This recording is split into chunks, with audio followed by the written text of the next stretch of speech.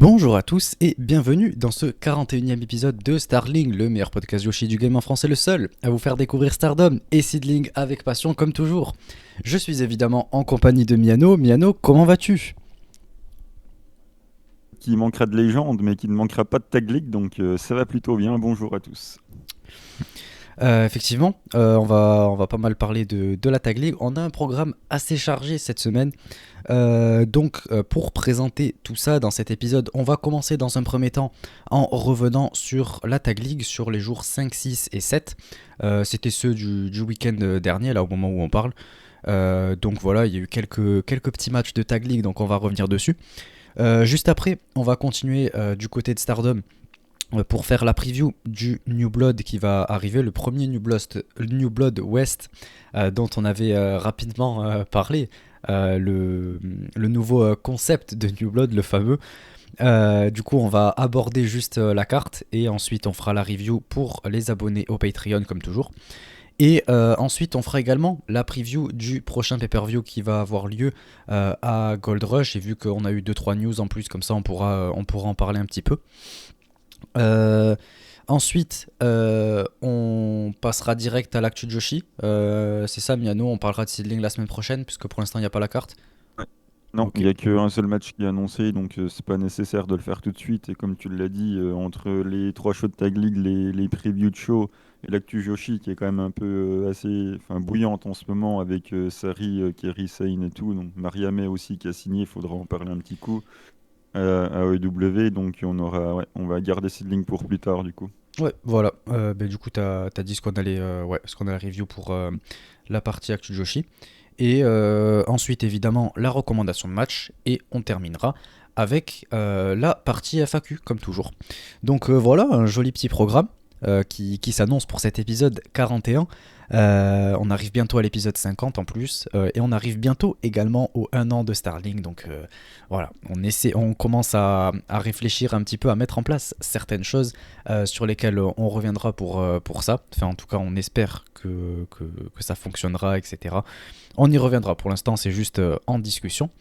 Et voilà. Ensuite, pour cette semaine, on a uploadé comme promis sur le Patreon. On a uploadé la review du show de Natsu Sumire. Allez faire un tour, c'est pas super long en plus parce qu'il y avait que 4 matchs, ça dure une vingtaine de minutes la review et c'est assez fun. On parle du coup des 4 matchs qu'il y a eu et notamment le White Shirt match qui était absolument incroyable, donc c'était assez fun. Donc tous ceux qui sont abonnés au Patreon, je vous invite à aller l'écouter, ou pour ceux qui veulent découvrir ça, je vous invite à vous abonner, c'est à partir du premier palier en plus, donc faites-vous plaisir. Et on est également sorti la réaction live numéro 19, qui était d'ailleurs un match qui me tient beaucoup à cœur. C'était Arisa Oshiki contre Konami, elle défendait son titre contre Konami. Et c'était assez fun.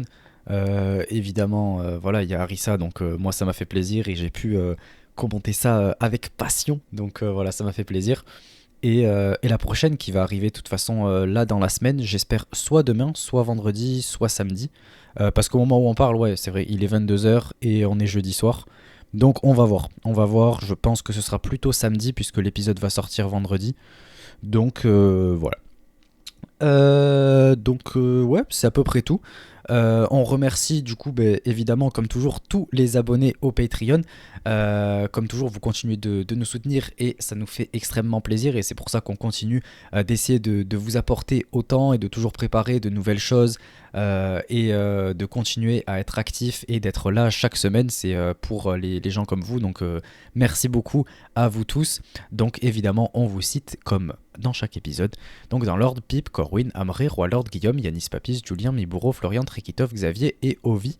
Et également nos membres qui ne sont pas abonnés de manière payante mais qui nous suivent quand même sur le Patreon. Donc ça fait très plaisir.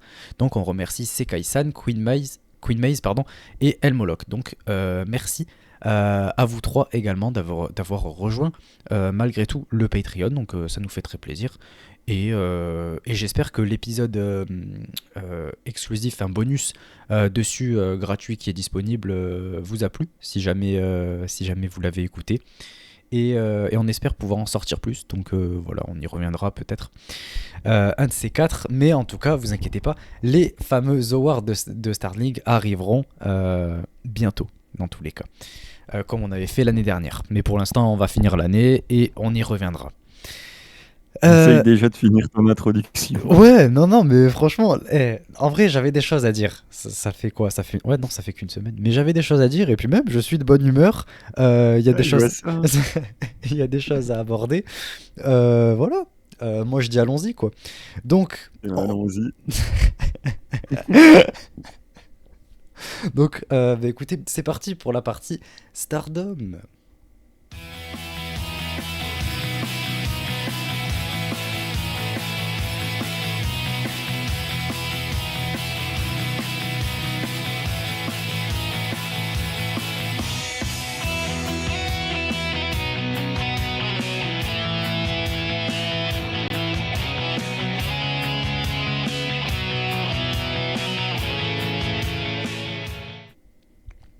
Donc, on commence pour cette partie Stardom avec le day numéro 5. Ça avait lieu le 3 novembre. Donc on commence dans le bloc rouge avec Julia et Tekla contre Saya Ida et Anako Maximum The Mini. Euh, C'est rigolo. c'est très rigolo. Du coup, bon, il n'y a rien de bien ouf, mais quand même. Il y a deux, trois trucs qui sont pas trop mal. On a Saya et Anako qui attaquent direct Julia et Tekla pour essayer de prendre un peu l'opportunité. Donc voilà, elles sont opportunistes. C'est assez cool. Et, et du coup, ouais, le match donne plutôt bien puisque l'alchimie entre Saya et Anako, elle est vraiment pas mal et elle continue. Même si, bon, au bout d'un moment, quoi, voilà, pardon, Sayaida, elle finit par se faire manger par Julia littéralement et elle se fait éclater tout le long du match, quoi. Et du coup, Julia finit par remporter le match. Mais le match n'est pas si mal. Et l'alchimie entre Saya et Anako, elle continue. C'est ce que je retiens principalement du match. Donc, j'en suis plutôt satisfait en soi. Je retiens la même chose, mais c'est pas Sayaïda qui perd, sauf si je fais erreur. Donc c'est déjà ça de prix. C'est Sayaïda quand même qui brille le plus dans le match, même si c'est elle qui déguste la plupart du temps, c'est quand même très souvent elle qui est mise en avant. Et si elle déguste, c'est aussi souvent en 2 contre 1. Et je trouve que l'équipe entre Sayaïda et Hanako prend vraiment, on va dire, de l'importance dans le sens du travail par équipe avec des interventions qui arrivent quand même souvent au bon moment. En plus, vu que c'était pas très très bien filmé, quand la deuxième elle arrive pour intervenir sur un crossbody ou un truc comme ça, on a l'impression que c'est toujours hyper bien timé. Donc je trouve que l'équipe est en progrès. Bon, évidemment, ça fera pas des trucs incroyables dans la Tag League, mais il y a quand même une progression qui est intéressante, je trouve. Et Julia et Tekla, bon, bah, comme d'hab, ça fait le travail, quoi. C'était en mid-card, Tekla a fait son taf, Julia pareil. Donc, ouais, pas de surprise, victoire par soumission, c'est peut-être un peu rude, mais bon, le taf est fait, quoi. Ouais. Match suivant, dans le bloc bleu, Mirai et Mai Sakurai contre Azumi et Miwa Masaki. Bon, le match, il était ok, voilà, sans plus, ni plus ni moins. Mirai, pour une fois, j'ai trouvé que c'était assez ok, même si principalement Mai Sakurai, elle a plus brillé, j'ai trouvé dans le match, on l'a trouvé beaucoup plus présente. Et Miyu Hamasaki a fait un bon taf, elle a été cool tout le long de ce match, j'ai trouvé que voilà, il y avait un bon petit travail de sa part. Et Azumi, bon, elle était en fait au-dessus des trois autres, quoi. Elle était en train de, elle a éclaté tout le monde, elle a fait le match à elle seule limite. Donc voilà, ça a donné un match qui était plutôt correct parce qu'en fait Azumi elle a quasiment tout fait. Mirai elle a fait non pas le principal, enfin genre ce qu'on lui demandait de faire et ça a été ok en gros. Elle a fait quelque chose d'ok. Mai, elle s'est bien débrouillée et Miyu, comme je l'ai dit, c'était cool. Donc ça a donné un match qui était sympa quoi. Et en plus de ça, bon, Azumi, voilà, elle a mangé Mirai pendant leur échange. Et puis voilà quoi, bien se passer. Et au final, le match finit avec Mai Sakurai qui a la victoire. Ça change un peu de Mirai, donc je trouve que c'est pas mal. Ça permet à Mai quand même d'avoir une bonne crédibilité, une bonne visibilité un peu. Donc c'est cool. C'est cool de voir Mai Sakurai quand même remporter un match alors qu'il y a Mirai dedans. Donc je valide, je valide. Ben, c'est bien, c'est des décisions que moi j'attends dans la Tag League. J'en avais parlé dans le dernier épisode quand c'était celles qui sont plus bas dans la carte qui prennent les victoires. Voilà, les Tag League, c'est fait pour ça, donc je suis bien content que Mei ait gagné. Après, je suis d'accord avec toi, je trouvais que Mirai avait fait le travail dans le match. Mais également, j'ai aussi remarqué que bah, Azumi a tout fait. Mais en même temps, pour le coup, c'est pas de la faute de Mirai, puisque c'est elle qui a le rôle du tank physique qui, du coup, bouge pas en caisse et répond avec des coups puissants. Donc forcément, ben, c'est pas elle qui va briller dans l'échange. C'est Azumi qui est rapide et hyper technique. Qui doit en gros tout faire, et puis Mirai est là qui a en gros cogné sans trop bouger, quoi. Donc, du coup, ça a donné une alchimie entre les deux qui était plutôt intéressante. Et là, pour le coup, c'est pas de la faute de Mirai en soi. C'était le rôle qu'elle devait avoir dans cet échange-là. Elle l'a plutôt bien fait, donc bravo à elle. Et ouais, victoire de Mai avec la descente du coude, ça fait plaisir. Je suis content pour elle. Et on a aussi encore le petit spot où elle fait le Paradise Lock là. Donc du coup, il y avait un petit moment de comédie parce que t'as Mirai qui empêche de Azumi rentrer pour casser le Paradise Lock. Donc du coup, c'est marrant. Il y a Miyu qui reste bloqué et on a empêché Azumi de rentrer pendant quelques secondes. Donc voilà, c'était un petit peu fun aussi. Donc pareil, c'était pas incroyable, mais ça a fait le travail. Le match suivant, dans le bloc rouge, Mina Shirakawa et Waka Tsukiyama contre Risa Serra et Hiragi Kurumi. Bon, déjà, Waka, elle se fait éclater dès le début du match, rien de surprenant, par Kurumi. Kurumi et Ragi, d'ailleurs, enfin, et même Risa Serra, en fait, elles se sont fait plaisir sur Waka. Vraiment, elles se sont données et tout, donc voilà, Waka, elle a servi littéralement à se faire éclater. Kurumi, tout le long du match, elle était là pour fumer Waka. C'est tout ce qui s'est passé tout le long du match. Mais heureusement qu'on a quand même la Vénus, Mina, qui arrive et qui montre un petit peu son fighting spirit contre Risa Serra. Et franchement, elle se donne. Ça fait plaisir à voir. On sent tout le fighting spirit, l'énorme fighting spirit qu'elle a. Elle se donne, il y a des bons échanges. Et les échanges sont crédibles, donc ça fait plaisir. Ils sont très cool. Mina même elle tape un crossbody à l'extérieur, c'est trop bien. Et elle fait tout en fait, elle fait tout. Alors que Waka, ben, en fait, elle se fait éclater. Donc, comme toujours, c'est pénible parce que ben, en fait, Mina elle se trimballe un boulet et elle catch à 1,5 contre 2, donc c'est pas ouf. Et du coup, ben, effectivement, voilà, ça finit comme ça. Et c'est comme ça que d'ailleurs Mina perd et a une défaite de plus. Tout ça ben, à cause, encore une fois, de Waka qui passe son temps à se faire éclater et à pas progresser. Donc c'est pénible, j'en ai marre que Mina accumule les défaites à cause de Waka. Et que voulez-vous, sa gentillesse est en train de la perdre, Amina, la pauvre. Mais je comprends, c'est comme ça. Quand on est babyface, quand on a un si grand cœur, on ne peut pas. C'est comme ça finit par se retourner contre soi. Mais bon, on peut pas lui en vouloir. Son trop grand cœur finit par la perdre. Et c'est pas grave, c'est pas grave. Ça reste quand même la Vénus, Mina Shirakawa. Quand on est leader de clan et qu'on a des camarades qui sont inférieurs à soi, la moindre des choses, c'est de les faire progresser. Voilà, Mina est incapable de faire progresser Waka. Elle lui a appris Donc à se battre, elle a voilà, tout appris. C'est Waka qui est pas il capable lui de a appris, progresser. mais elle lui a appris à se battre. Regarde ce qu'il a fait dans l'UWF. Comment tu veux qu'il apprenne à se battre à Mais ça, c'est quelqu'un? parce que c'est scripté. En 1v1, elle l'aurait fumé. Ben oui, bien sûr. Et puis bon, les échanges de Mina qui sont crédibles, on parle d'un 1 contre 1 en brawl entre Mina et Risasera ou entre Mina et Hiragi Kurumi. Donc bon, Chérie, ça sert quand voilà même. un joueur. Elle fait du deathmatch et tout. Mina, derrière, elle tient la Oui, c'est route. ce que elle tient la route, elle tient la route. C'est une sortie de route, oui. Non, c'est une faute de Donc, route. du coup, voilà, Waka qui effectivement s'est fait éclater de manière extrêmement arrogante et très irrespectueuse de Risasera et Hiragi Kurumi. Donc, c'était très bien. Et alors, déjà que Waka, c'est pas brillant, en plus, ils lui ont laissé continuer de faire ses hip attacks à l'arrêt. Ouais, c'est Mais ça, une c'est dans son torture, ces moveset. hip attacks à Elle l'arrêt. l'a toujours eu.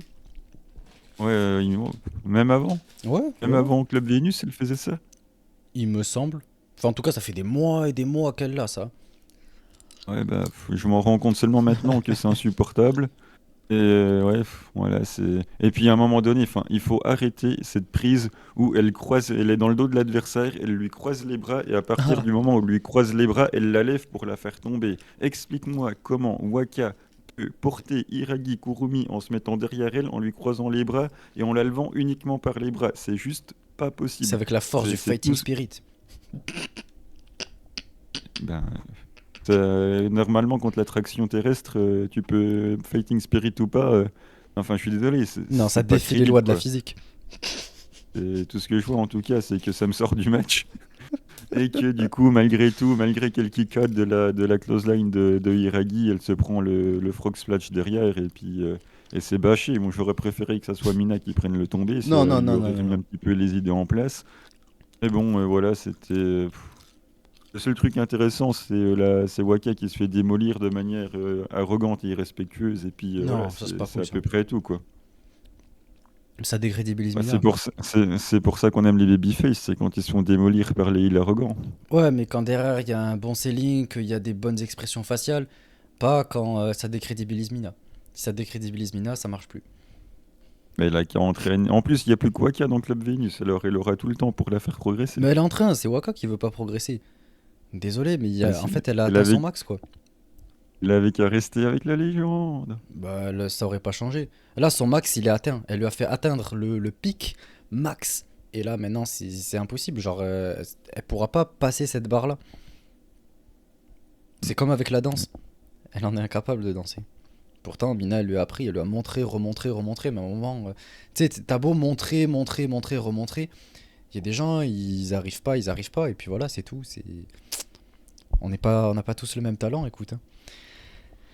De toute façon. Bref, Vas-y, finis enchaînons. ta phrase. Je savais même pas où arriver avec Ah, ça, genre on n'a pas tous le même talent, je sais pas quoi. Enfin, bref. il faut en arriver à soutenir Club Vénus. Dans le jour suivant, Tag League Day 6, du coup, c'était le 4 novembre. On avait dans le bloc rouge Natsuko Tora et Momo Watanabe qui affrontaient Sayaida et Anako. Maximum Zamini. C'est Euh, rigolo. bon, évidemment, on a du classique. On a Oedo Tai qui attaque direct. Voilà, j'ai envie de dire rien de nouveau. Euh, Saya, elle se fait éclater tout le long du match. Donc, ouais, voilà, c'est pas ouf. Mais bon, elle se fait éclater. Mais quand même, elle arrive à nous pondre un incroyable espèce de power slam, là, Joe de la troisième corde. Genre, elle la prend comme ça, elle la retourne, incroyable. Sur Natsuko en plus, c'est pas n'importe qui. C'est-à-dire que c'est la plus imposante physiquement. Et elle la lève comme ça, comme si de rien n'était. Donc, franchement, elle m'a régalé, Sayaida. On sent la gorilla attitude. On sent son mètre 50 pour ses 50 kilos. Incroyable. Et en plus de ça, On, pardon. on sent qu'elle pousse à la salle, quoi. Ah oui, oui, oui, oui. Là, on voit le dos et tout. À mon avis, bon, le tirage nuque, ça y va. Ça se voit que, je pense, Natsuko, voilà, elle la soulève un petit peu, quoi. Et en plus de ça, elle pine Natsuko. Incroyable. Avec son Idabashi, là. Bon, ce sera sûrement la seule victoire du tournoi qu'elle aura, mais c'est cool. C'est cool quand même, parce qu'en face, c'est pas n'importe qui, c'est quand même Natsuko. Donc moi je trouve ça cool, je trouve ça intéressant de leur faire avoir une victoire qui est pas risquée mais qui est un petit peu surprenante parce qu'on se doutait quand même que l'équipe de Maximum Zemini allait avoir au moins 2 points, au moins une victoire et elles l'ont face à Natsuko et Momo donc je m'y attendais pas en vrai, pas contre cette équipe et du coup c'est surprenamment cool donc ça fait plaisir. Cool, non? Qu'elles aient une victoire, oui, contre Momo et Natsuko. Oh là là, Et en quel plus, non fanboy. mais non mais Oh, c'est non mais à un moment Momo. donné, elles ont perdu alors qu'en plus elles ont triché. Comment tu peux décrédibiliser moins quelqu'un, quoi? Elles sont nulles, elles Momo, sont il nulles. envoie, Momo, elle envoie 2 coups de batte. Et c'est dans les spots de fin, hein. 2 coups de batte, elles font leur combo, là, souplex, réception spinebuster, en gros. Puis derrière, flash pin, voilà. Donc en plus, tu balances dans les chaises, puis à la fin, tu triches, tu mets des coups de batte et tout, tu perds quand même. Bon, bah, bon d'un côté, voilà, c'est Yaida qui gagne, donc je suis content. J'avais demandé à ce qu'après avoir pris les tags New Blood, elles se fassent un peu plus respecter avec Anan. Le show d'avant, elle a perdu, elle a pas pu le tomber. Là, c'est elle qui gagne. Donc bon, finalement, leur donner ces New Blood était donc une bonne idée. Comme je l'avais pressenti, j'avais peur que dans le booking, ça se ressente pas. Visiblement, ça se ressent un petit peu quand même. Donc tant mieux, je suis content qu'elles aient une victoire. Mais bon, contre Momo et Natsuko, forcément, ça m'emballe pas. Surtout qu'en plus, elles ont triché. Si à la limite, elles n'avaient pas triché, qu'elles avaient perdu sur un flash pin, bon, ça va. Mais là, rajouter à la triche, c'est trop. Ouais. Non, moi ça me gêne pas. Euh, Match suivant. Dans le bloc rouge, on avait Suzuki et Meisera qui affrontaient Mina, Shirakawa et Wakatsukiyama. Bon, déjà, moi j'ai lancé le match, je me suis dit pour qui est-ce que je suis censé être. Il y a quand même deux équipes absolument exceptionnelles dans le ring. Deux de mes favorites dans ce tournoi et mes deux équipes favorites du bloc. Donc je suis censé soutenir qui? Parce que certes il y a Mina mais avec Yawaka. Alors que de l'autre côté c'est mon équipe préférée. Déjà il y a Suzu et puis Mei elle me régale. Donc voilà déjà c'était compliqué. Mon cœur était un peu scindé en deux parties. Je savais pas, j'avais un peu le cul entre deux chaises pour parler vulgairement. Et en plus de ça, on commence super bien. On a Mina contre Suzu, super, c'est top. Je pouvais pas en demander plus. Donc c'est génial. Tu sais, c'est quoi le seul truc bien de cet échange-là? Le pinfall à la fin, quand Mina elle prend un peu la pose gravure comme ça là. Non, non, c'est quand Mei descend au bord du ring et qu'elle fait une Starlight Okito Babyface et qu'il se casse la main en tapant sur le ring. Ike Suzu-san. Non, franchement, en vrai ça va. Le match était cool. Et bah, en vrai, oui, le match il est sympa. À part Waka, le match il est cool. Eh ben, Parce que bon, ouais, vas-y, je ferai ma review vas-y. après, mais je suis pas de cet avis-là, hein. Non, parce qu'en vrai, le seul problème pour moi, c'est que, en fait, de toute façon, voilà, je me répète, hein, mais encore une fois, Waka, elle est là. Tu vois, tout se passait bien. On avait Mina contre Suzu, voilà, c'est le régal. Moi, je suis là, j'en ai plein les yeux, je me régale. Et là, il y a Waka, elle rentre, et boum, Suzu, elle reprend l'ascendant, alors que c'était Mina qui avait l'ascendant de base. Waka, elle rentre, et voilà, Suzu, elle reprend le dessus, parce qu'en face, bon, c'est normal, c'est Waka. Et voilà, et Waka, elle sert à rien du match. Il y avait que Mina qui était présente. Qu'est-ce que tu veux que je te dise? Évidemment, en plus, celle qui se fait terminer, tu vois. Et même pas avec la German en plus. Qu'est-ce que tu veux faire avec ça? Qu'est-ce que tu veux faire quoi que ce soit dans la Tag League avec quelqu'un d'aussi incompétent? Elle ne... elle ne sait pas s'entraîner. Ah, Mina, elle était où pour casser le tombé? On a eu un code breaker enchaîné de la Germaine. Jusque-là, Après, il y a la c'est allé. tequila shot. Et jusqu'après, on a la tequila shot. Où est Mina pour casser le tombé? Ben, elle était occupée. Il faisait quoi? Sa gravure pose idole devant le public pour Bah avoir ouais. 5 followers de plus? Non, pas 5, c'est 500. Oui, peut-être Et bien. 500 likes en plus. Et mon like à moi aussi. Donc voilà, donc ça ne va pas déjà. Enfin, je suis désolé, le match il est loin d'être bon. Déjà, Waka, quand elle fait le croche-pied à Suzu, elle retombe correctement. Elle est assise, elle a le dos qui est droit pour se prendre le dropkick de Mina qui met quand même 3 jours à arriver. Il faut quand même le signaler. Il y a Waka qui fait le croche-pied à Suzu, elle tombe. Elle a dû attendre 3 ans que Mina arrive à faire le dropkick. Donc là, déjà, Les on se dit, héros savent bon, se ça faire commence attendre. mal.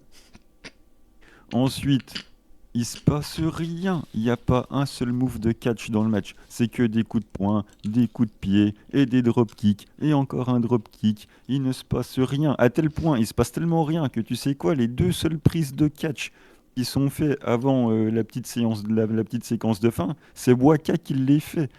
Faut quand même se rendre compte que dans ce match-là, en dehors des coups de poing, des coups de pied, des drop kicks, il ne se passe rien jusqu'à ce que les deux moves de catch soient faits par Waka. Ça en dit quand même long sur la qualité du match. Et à la fin, voilà, après les deux moves de catch de Waka, on a la fameuse codebreaker German, la tequila shot, et c'est fini. Mais pendant ça, c'est la séquence d'une minute de fin. Sinon, il n'y a rien. Coup de poing, coup de pied, coup d'avant-bras. Puis bon, les coups d'avant-bras de Mina, bon, on les connaît, hein. Ils sont très bien. Dropkick, voilà. Donc, bref, match qui ne m'a pas emballé. Ouais, écoute. Match suivant, dans le bloc bleu, Mayu et Anan eye contact contre Azumi et Miwa Masaki. Rigolo ça. Bon, en vrai, y a, y a rien. Enfin, j'ai trouvé, moi en tout cas, j'ai rien de spécial à dire sur ce match. C'était cool, genre ça a fait le taf. Les échanges entre Mayu et Azumi, ça rappelle un peu, c'était un petit clin d'œil au match qu'on a eu là pour les 10 ans de carrière d'Azumi. Donc c'est assez cool, on a ces petits échanges là qui sont sympas. Et Anan qui brille tout le long du match, qui derrière a même la victoire. Donc voilà, ça fait plaisir. Et ouais, le match fait le taf. Après pour un main event, bon, voilà quoi. J'aurais mis le match d'avant en main event quoi. Avec Waka. Avec Mina et Suzu. Moi, tout ce que je vois, c'est que c'était un bon main event de gymnase, quoi. J'attendais davantage d'échanges entre Mayu et Azumi, je les ai pas eus, donc j'étais un peu déçu. Là où je suis content, c'est que Anan gagne en main event, donc voilà, ça fait plaisir. J'en reviens à ce que je disais avec la ceinture New Blood, là, donc voilà, ça commence à prendre un petit peu d'importance, et c'est quand même bien souvent Anan qui gagne dans cette tag league. On se rappelle que c'est grâce à elle qu'il y a eu le décompte à l'extérieur de Megan Bayne, c'est ce qui a donné la victoire. Là, elle prend la victoire sur son backdrop, donc le train Anan est en route, donc on va voir jusqu'où ça va aller, mais en tout cas, bien content que ça soit Anan qui a gagné. Et le match est cool, on n'a rien à dire du match parce que voilà, c'était un bon match de catch avec même Miyu a fait un taf plutôt correct. Bon, on voit quand même qu'elle est en dessous, mais bon, elle débute, donc bon, elle a quand même fait un travail correct. Donc c'est un main event qui se laisse regarder avec une bonne décision de fin, je trouve. Donc voilà, on n'a pas grand-chose à en dire parce que c'était bien, mais voilà, il n'y a pas non plus de trucs incroyables qui nécessiteraient qu'on s'arrête davantage dessus, quoi. Ouais. Du coup, on passe au. Tiens, ouais, Ah, pardon. juste, j'en Ouais. profite d'ailleurs pour dire que Anan, du coup, va manquer un show ou je sais plus quoi, là, qu'elle va se faire opérer de je sais plus trop quoi. Je sais pas si tu as vu la news passer, là. Je l'ai vu en fait, c'était ce matin au moment où on parle. Donc ouais, ça arrive de manière assez précipitée. Mais effectivement, Anan va louper un show. Enfin, c'est les shows de ce week-end de la Tag League. À cause de ces acute appendicite là. Je sais pas exactement à quoi ça correspond en français. Est-ce que Euh, c'est l'appendicite? ouais, mais l'appendicite, c'est quoi acute, tu vois? Je sais Mais pas, c'est pas moi qui parle anglais ici, hein. Mais moi, je sais même pas ce que ça veut dire. Bah, c'est un terme technique. C'est trop technique pour moi. Moi, je suis limité à Club Venus. Ça veut T'es dire aigu. limité à Lady, quoi. Ouais, voilà. Ça veut dire aigu. Ok. Bon, bah, du coup, c'est une appendicite aiguë. Ok. Je sais même pas ce que c'est. Mais, Bah, euh, en gros, c'est qu'elle a mal au ventre, quoi. ok, ouais, bon, ça va. Non, je rigole, je rigole, je rigole. Je rigole. Euh, Pas rire du tout, hein. Le euh, mec, il est 10h30 du soir, ça y est, le mec, il est en roue libre, ça y est, il est perdu. On l'a perdu, quoi. non, je te jure. Non, mais ça, c'est la fatigue qui tape, je te jure. Bref. Euh, Alors, du coup, ouais, elle sera pas là. Sauvez-moi, quoi. Déjà, il n'y a pas Sidling et mon collègue est en roue libre. C'est la dépression qui me regarde là. Non, mais du coup, voilà, il y a pas Anan pour les shows de ce week-end. Donc, on va passer au jour suivant. On va se Oh putain. reconcentrer. Ah, Troisième match de Mina, quoi. let's go. S'il pouvait y en avoir plus. Je rage quitte, quoi. Merde.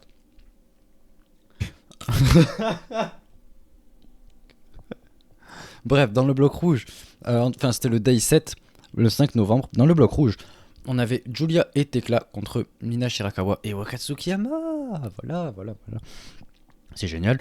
Bon, déjà, je tiens à dire une chose. Tu seras pas d'accord, peu importe. Mais le selling de Mina était top. Il m'a beaucoup plu.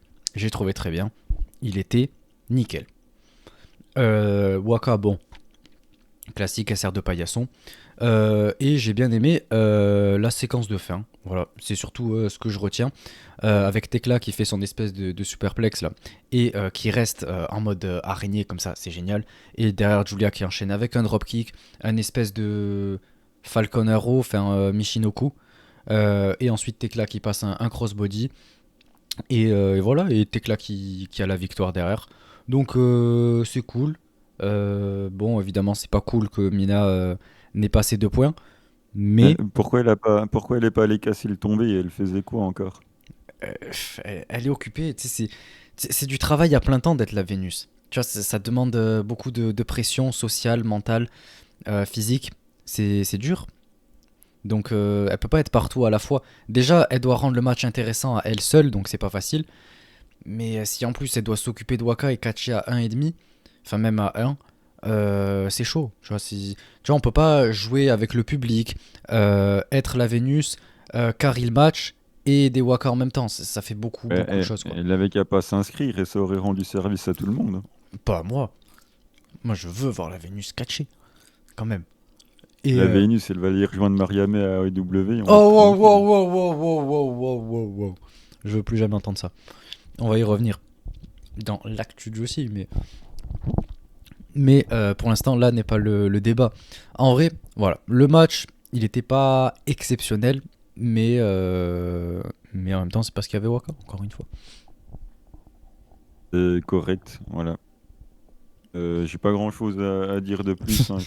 Julia Tekla, j'aime bien. Je suis pas pour elle dans cette tag league, mais j'aime bien leur équipe, ça fait le travail. Elles ont une bonne alchimie, les deux. Elles le montrent à chaque match, elles l'ont encore montré. Le spot de fin était cool, donc voilà, les spots sur la troisième à la fin, ça m'a régalé. Donc voilà, je suis satisfait de ce qui a été proposé, sans non plus être dans un emballement incroyable. Mais bon, le travail est correct. Ok, ben on passe au match suivant. Le bloc bleu, Mayu et Anan contre Amisure et Lady.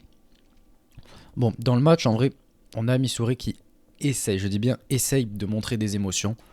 Donc, déjà, il y a l'effort. Déjà, il y a la tentative.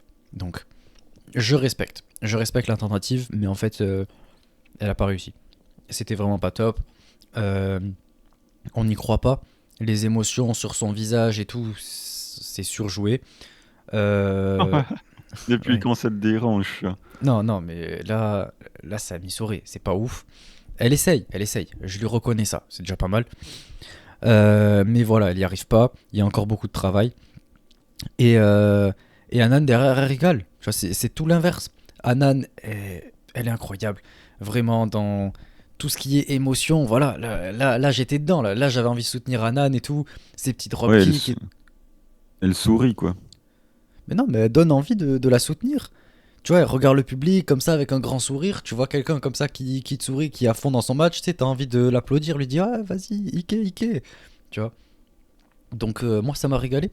Lady C derrière, en plus, pareil, elle s'est donnée. C'était pas non plus incroyable, mais elle a fait du Lady C, quoi. Donc, c'était cool. Elle a fait son max. Elle fait même le Cesaro Swing là sur Mayu. C'est cool. Franchement, c'est génial. On a Anan qui tape. C'était quoi? Je crois que c'était un crossbody là à l'extérieur. Quand elle finit à l'extérieur. Sur, May- sur Mayu. Incroyable. Moi, ça m'a régalé. C'est le genre de match. Enfin, en tout cas, le genre de choses que je recherche en termes de babyface et tout, de ce qu'a montré Anan. Donc, ça m'a fait plaisir, même si en face, l'équipe en face était loin d'être ouf et loin d'être vraiment crédible. Mais. Mais c'était cool. Donc, j'ai bien aimé le travail d'Anan, surtout que j'ai trouvé majoritaire et qui était ouais, c'est elle qui était au centre de ce match, donc j'ai beaucoup aimé. Ouais, ça a bien fait le taf. On va dire que main event Anan du show précédent qui gagne et qui fait la promo de fin, le lendemain se fait Ouais, crucifier après, par Amy Souret.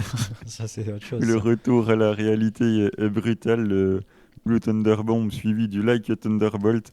Honnêtement, j'adore ce nom de finish. Je trouve ça éclaté. Like, oh, c'est trop bien, Like a Thunderbolt. Moi, ça me régale, tu vois. C'est trop long. Ça me fait plaisir. En fait, quand elle gagne, je suis juste content parce que quand l'arbitre il va lever le bras, tu vas y avoir écrit Ça Like a s'affiche. Thunderbolt en dessous. Du coup, ça me régale à chaque fois qu'elle gagne. J'espère que c'est avec ça. Parce que bon, si c'est avec un roll-up, ça va me faire chier, ça sera pas écrit. Mais là, un bon Like a Thunderbolt, ça me régale. En plus, il y a quelqu'un à son finish, Like a Thunderbolt, il s'attend à un truc de fou, quoi, tu vois. Donc, Ouais. Alors que bon, c'est connaissant le rigolo. stick, on rigole.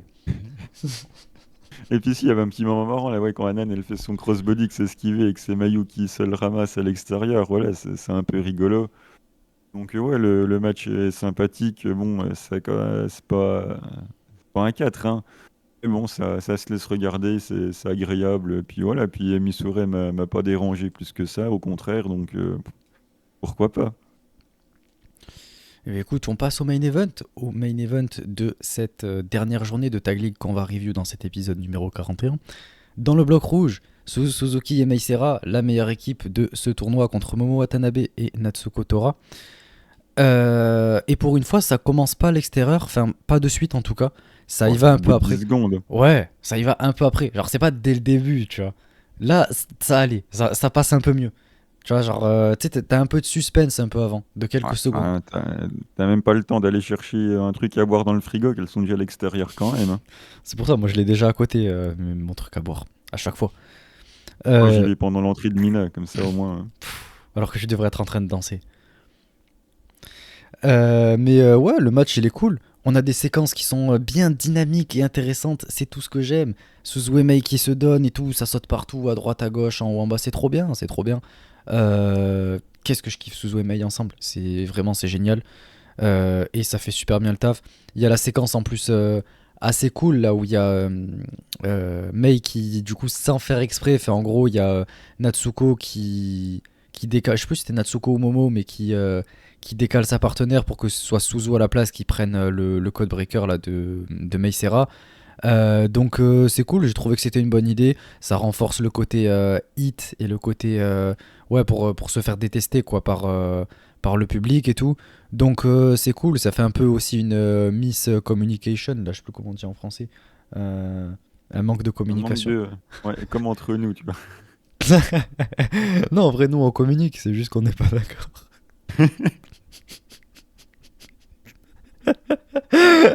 Cette phrase était incroyable. Non mais voilà, il y a un petit manque de communication, boum, elle prend le code breaker, bon c'est pas grave, elle s'en relève.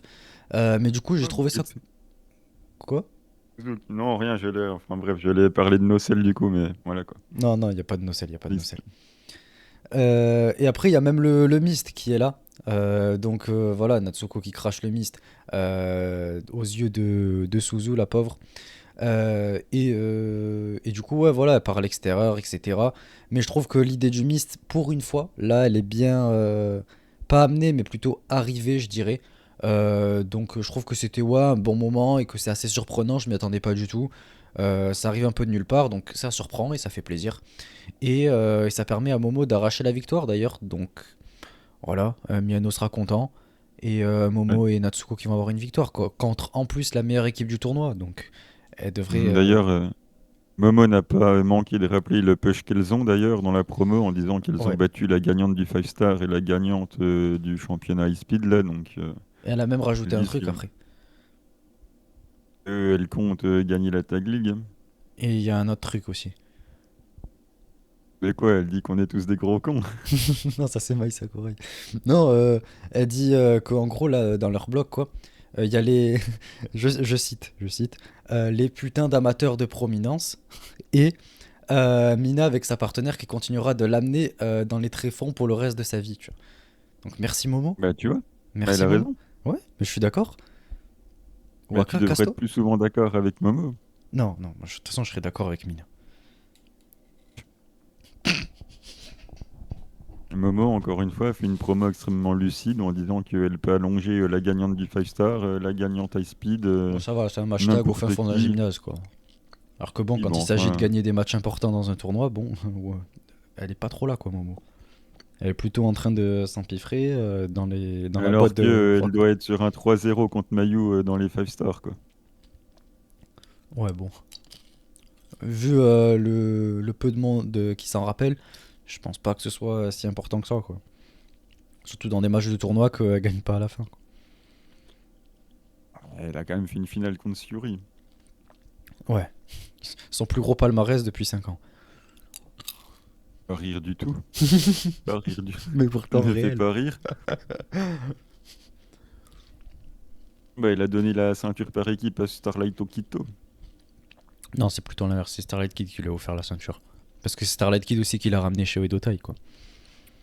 Non, et là, il turn toute seule comme une grande sur Queen Quest. Parce qu'elle a vu le bien que ça a fait sur Starlight Kid. Elle s'est dit, ah, tiens, je vais la prendre comme Ouais, exemple. elle a surtout été saoulée par les deux autres et par malheureusement Azumi qui ne se rendait pas compte qu'elle se faisait avoir par Utami et Saya. En attendant, Utami, elle a eu la Red Belt. Oui, bon. C'est Momo qui a lancé sa carrière en même temps. Ça, Non, tu c'est peux pas Arisa. dire le contraire. C'est Arisa Oshiki. Non, elle a eu.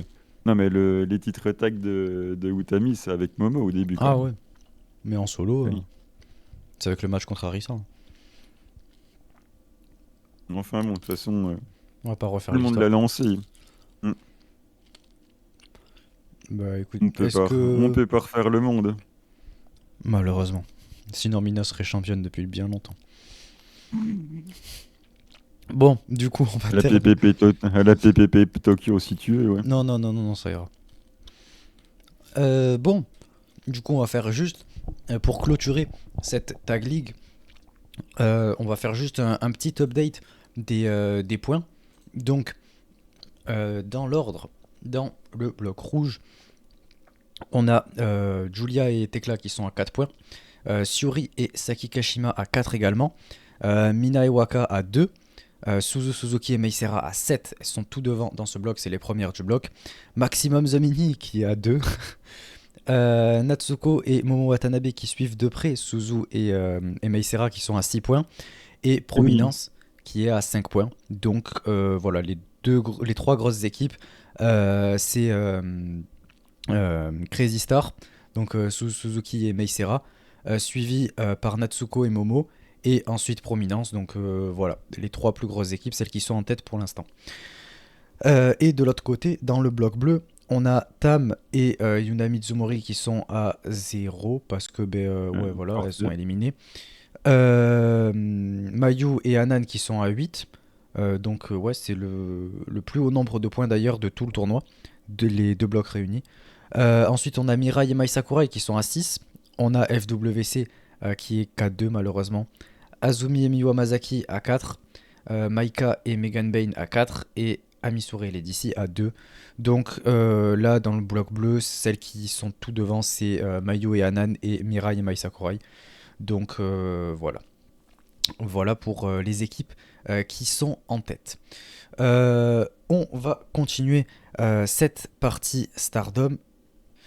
Donc on passe à la partie preview. Donc on va commencer avec le New Blood West numéro 1 qui aura lieu le 17 novembre, donc la veille du pay-per-view. Donc on va commencer avec cette carte. Donc pour le premier match, Mai Sakurai contre Sayaida. Bon, ça va être un match, moi perso, que j'attends pas des masses non plus, quoi. Mais je vais parier, allez, sur la continuité du push, Sayaida, vu qu'elle a les titres New Blood. Euh, Ouais, non, non, je réfléchissais, je me disais peut-être que Mai Sakurai pourrait avoir un pin et après demander une opportunité, mais je pense pas que ça aille jusque-là. Non, je pense que Sayaida va continuer d'être crédibilisée et qu'elle va remporter le match.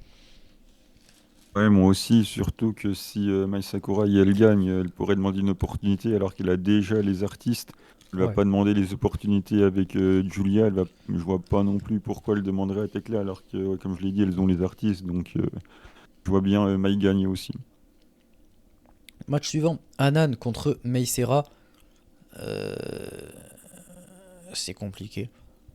Je vais tenter un truc assez risqué.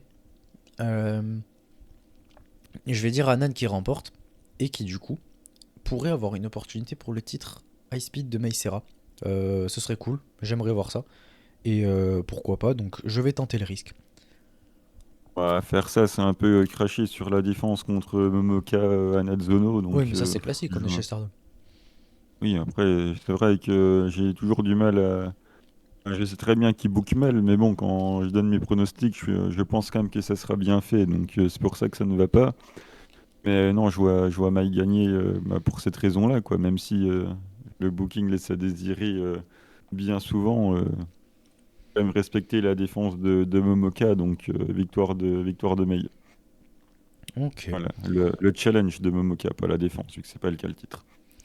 Match suivant, Suzuki contre Yuna Mizumori. Bon, Pour moi, ça va être simple, net et précis. Yuna Mizumori va briller avec son fighting spirit, mais elle va se faire éclater derrière. Donc Suzu va remporter le match et Yuna va en ressortir plus forte babyfacement parlant. Donc voilà. Enfin, pour qu'elle en ressorte forte, il va falloir que Suzu vende, donc permets-moi d'en douter. Et puis on est dans un New Blood, il faut que Yunaman elle ait du momentum, il fallait lui donner un match qu'il allait gagner. Donc je comprends pas pourquoi ce match est là. Ok, il y aura le fighting spirit et tout, mais elle a besoin de victoire. Et puis bon, pour qu'elle Bah, pas brille, comme je l'ai dit, spécialement. Je vois pas pourquoi elle aurait Ouais, besoin de mais victoire. Certes, elle a été lancée, mais maintenant, genre, elle est là pour prendre les pins chez Cosmic Angels, donc lui donner un élan, je vois pas l'intérêt. au moins au moins qu'elle patiente. Elle a déjà été privée de la tag league à cause malheureusement de la blessure de Tam. Donc voilà, faut la garder un peu au chaud avec une ou deux victoires. On est dans un New Blood. Déjà, qu'est-ce que Suzu vient faire dans un New Blood? À part, Régalé, j'en sais, rendre le show en mid, intéressant. en mid-card comme ça, à quoi ça sert de ramener Suzu quoi? À rien. Donc j'en sais rien. Donnez-lui un match contre, j'en sais rien. À la limite non, ouais, Non, mais Tekla, pourquoi pas? J'en sais rien. c'est pour Mais continuer un peu l'histoire avec Tam. Vu que Yuna, voilà, l'histoire avec Tam. Suzu qui devait challenger Tam. Donc on continue un peu dans toute cette histoire-là, quoi.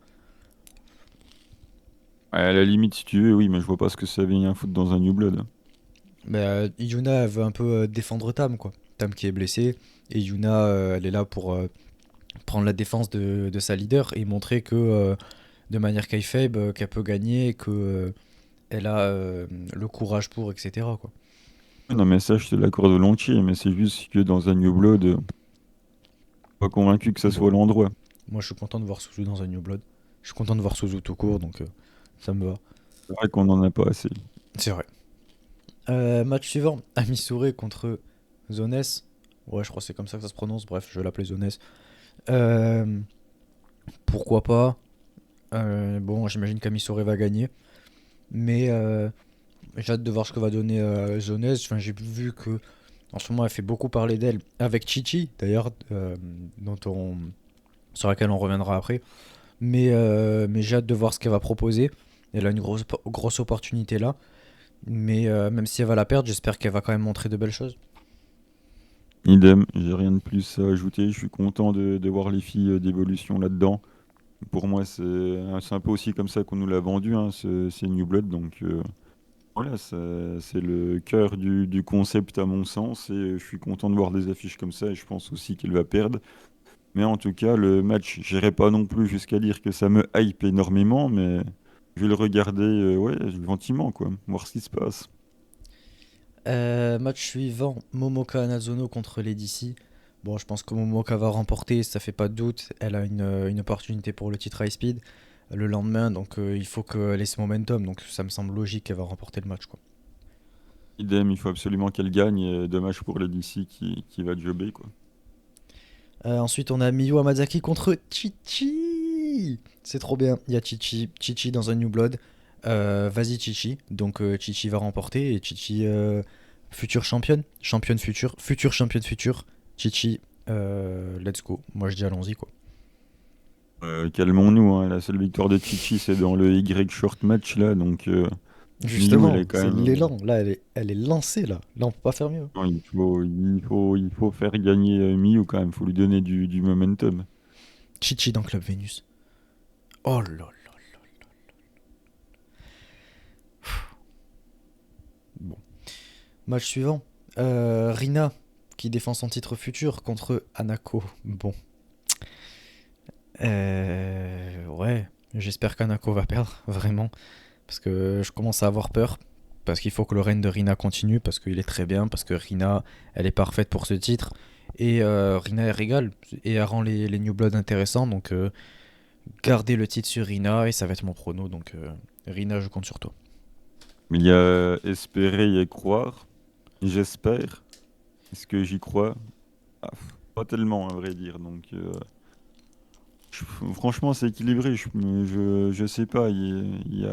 C'est très indécis, je trouve. Je pense qu'ils peuvent prendre les deux décisions probables. Et ça dépend aussi peut-être de quand Aya Sakura va revenir. Parce que je pense que le Aya Sakura contre Hanako, il est bien au chaud. pour les New Blood, ils avaient déjà l'habitude aussi de les mettre en équipe, donc peut-être qu'il y a aussi ça à prendre en compte, à voir. En tout cas, si Anako gagne, je serai loin d'être surpris. Et je vais même tenter ça, je vais tenter Anako du coup. Ok.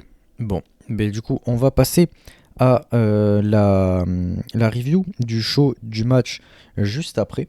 Donc c'est Stardom Gold Rush qui aura lieu du coup le 18.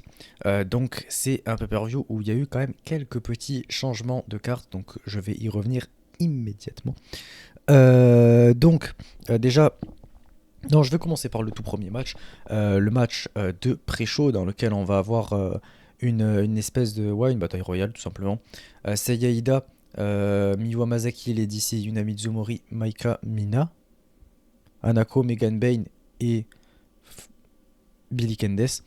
Donc voilà, pour l'instant c'est celles qui sont annoncées, enfin c'est même ouais, celles qui vont être dans le match. C'est Sayaida ou Super Song Stardom Machine?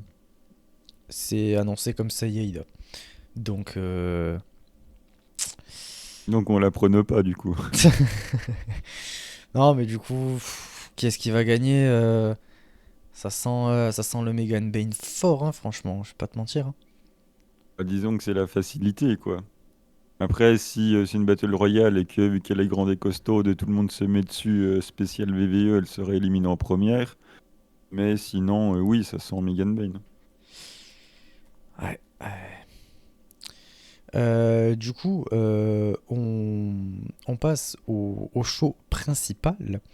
Et dans ce show principal, la particularité, c'est que on a un espèce de mini tournoi, le Moneyball ouais, Tournament. Et en gros, à gagner, il y a un prix de 100 millions de yens. Donc c'est quand même assez lourd, c'est quand même pas mal. Et je pense qu'on va avoir des trucs qui vont être très fun. Et du coup, les équipes qui participent, c'est dans le premier match, on va avoir Julia, Mai Sakurai et Tekla qui vont affronter Natsuko Tora, Momo Watanabe et Ruaka. Donc c'est des matchs Six Women Tag. Et ensuite, du coup, ça va direct en finale. En gros, c'est deux demi-finales. Et ensuite, elles se retrouvent en finale. Et la gagnante a ce prix-là. Et l'année dernière, c'était ouais, du coup, la première fois que ça avait lieu. Et la finale était en ladder match. Où il fallait décrocher le prix là. Ouais, ça va quand même être assez fun. Et pour ce premier match, euh, je pense quand même, parce que ouais, je pense que ça va faire un peu comme l'année dernière. En gros, Julia, Mai et Tekla, pour moi, elles vont aller en finale et elles vont défendre leur titre en finale. Elles vont dire on met également les titres en jeu. Non, ça s'était pas passé comme ça l'année dernière, pardon. Mais, euh, mais en tout cas, je pense qu'elles vont faire ça. Et du coup, voilà, on va se retrouver avec une défense de titre en finale. Donc je pense que Julia, Mai et Tekla vont remporter le match. J'espère que ça va être l'inverse et que du coup, elles les challengeront dans un show futur. Après, je comprends l'idée d'où tu veux en venir. Puis d'un point de vue du booking, pourquoi pas, ça ajouterait un petit enjeu supplémentaire en plus du fric. Donc effectivement, ton hypothèse est crédible, donc ton pronostic me semble raisonnable. Mais pour une fois, je vais abandonner ma raison et y aller avec le cœur et au détail. Et ben, de l'autre côté, on va avoir Amisure, Saki Kashima et Konami qui vont affronter Mayui Iwatani, Azuki et Anan. Et pour moi, ouais, c'est Stars qui va aller en finale. Il faut que ce soit Stars qui aille en finale. Azuki doit nous refaire une masterclass en finale, donc let's go. Ben, Azuki aime tellement l'argent que je pense qu'elle va tout donner et que du coup, elle va se qualifier. Vu qu'elle ramasse les billets de Mai Sakurai à longueur de show, je pense qu'elle ne voudra pas passer à côté de la cagnotte. Ah, c'est sûr que c'est pas avec ces victoires qu'elle va pouvoir gagner grand chose. Ouais. Ben, du coup, ouais. Après ça, on va avoir. Bon, on va aller direct sur la finale, parce qu'on sait pas quand ça va avoir lieu, mais j'imagine à la fin du show. Mais tant qu'on est lancé pour la finale, c'est assez compliqué, mais je pense que on va rester sur Julia, Mai et Tekla, qui vont, euh, qui vont conserver. Je pense pas que. Enfin, du coup, parce que je reste sur mon hypothèse des titres défendus. Et du coup, je pense qu'elles vont conserver leur titre artiste. Parce que je verrai mal Mayu, Azuki et Anan remporter ces titres, vu qu'Anan, elle a déjà les New Blood. Mayu, elle a déjà le IWGP. Ouais, et puis en plus, Azuki, elle a gagné l'année dernière là, avec Koguma et Mayu. Donc je pense que cette année, ce sera pour les trois de DDM. Et que en plus, il y a Mai Sakurai dedans. Mai Sakurai, l'argent, tout ça. À tout moment, ça va être ces fameux billets là. Donc voilà, je verrai Donna Del Mondo remporter ce tournoi. Euh, Si je prono avec la raison, moi aussi, mais bon, je vais y aller avec le cœur jusqu'au bout, donc Ode Otai. Ok. Ensuite, on a la fameuse stipulation, la stipulation UWF. On a Suri qui va affronter Alice Inc. Donc voilà, je la connais très peu, enfin même pas du tout. Voilà. Mais en tout cas, va affronter Suri du coup dans un UWF match. Donc on va voir ce que ça donne. Bon, ça va, elle a l'air quand même de maîtriser. Euh, et Pamina, euh, quoi. J'allais faire un rapprochement avec.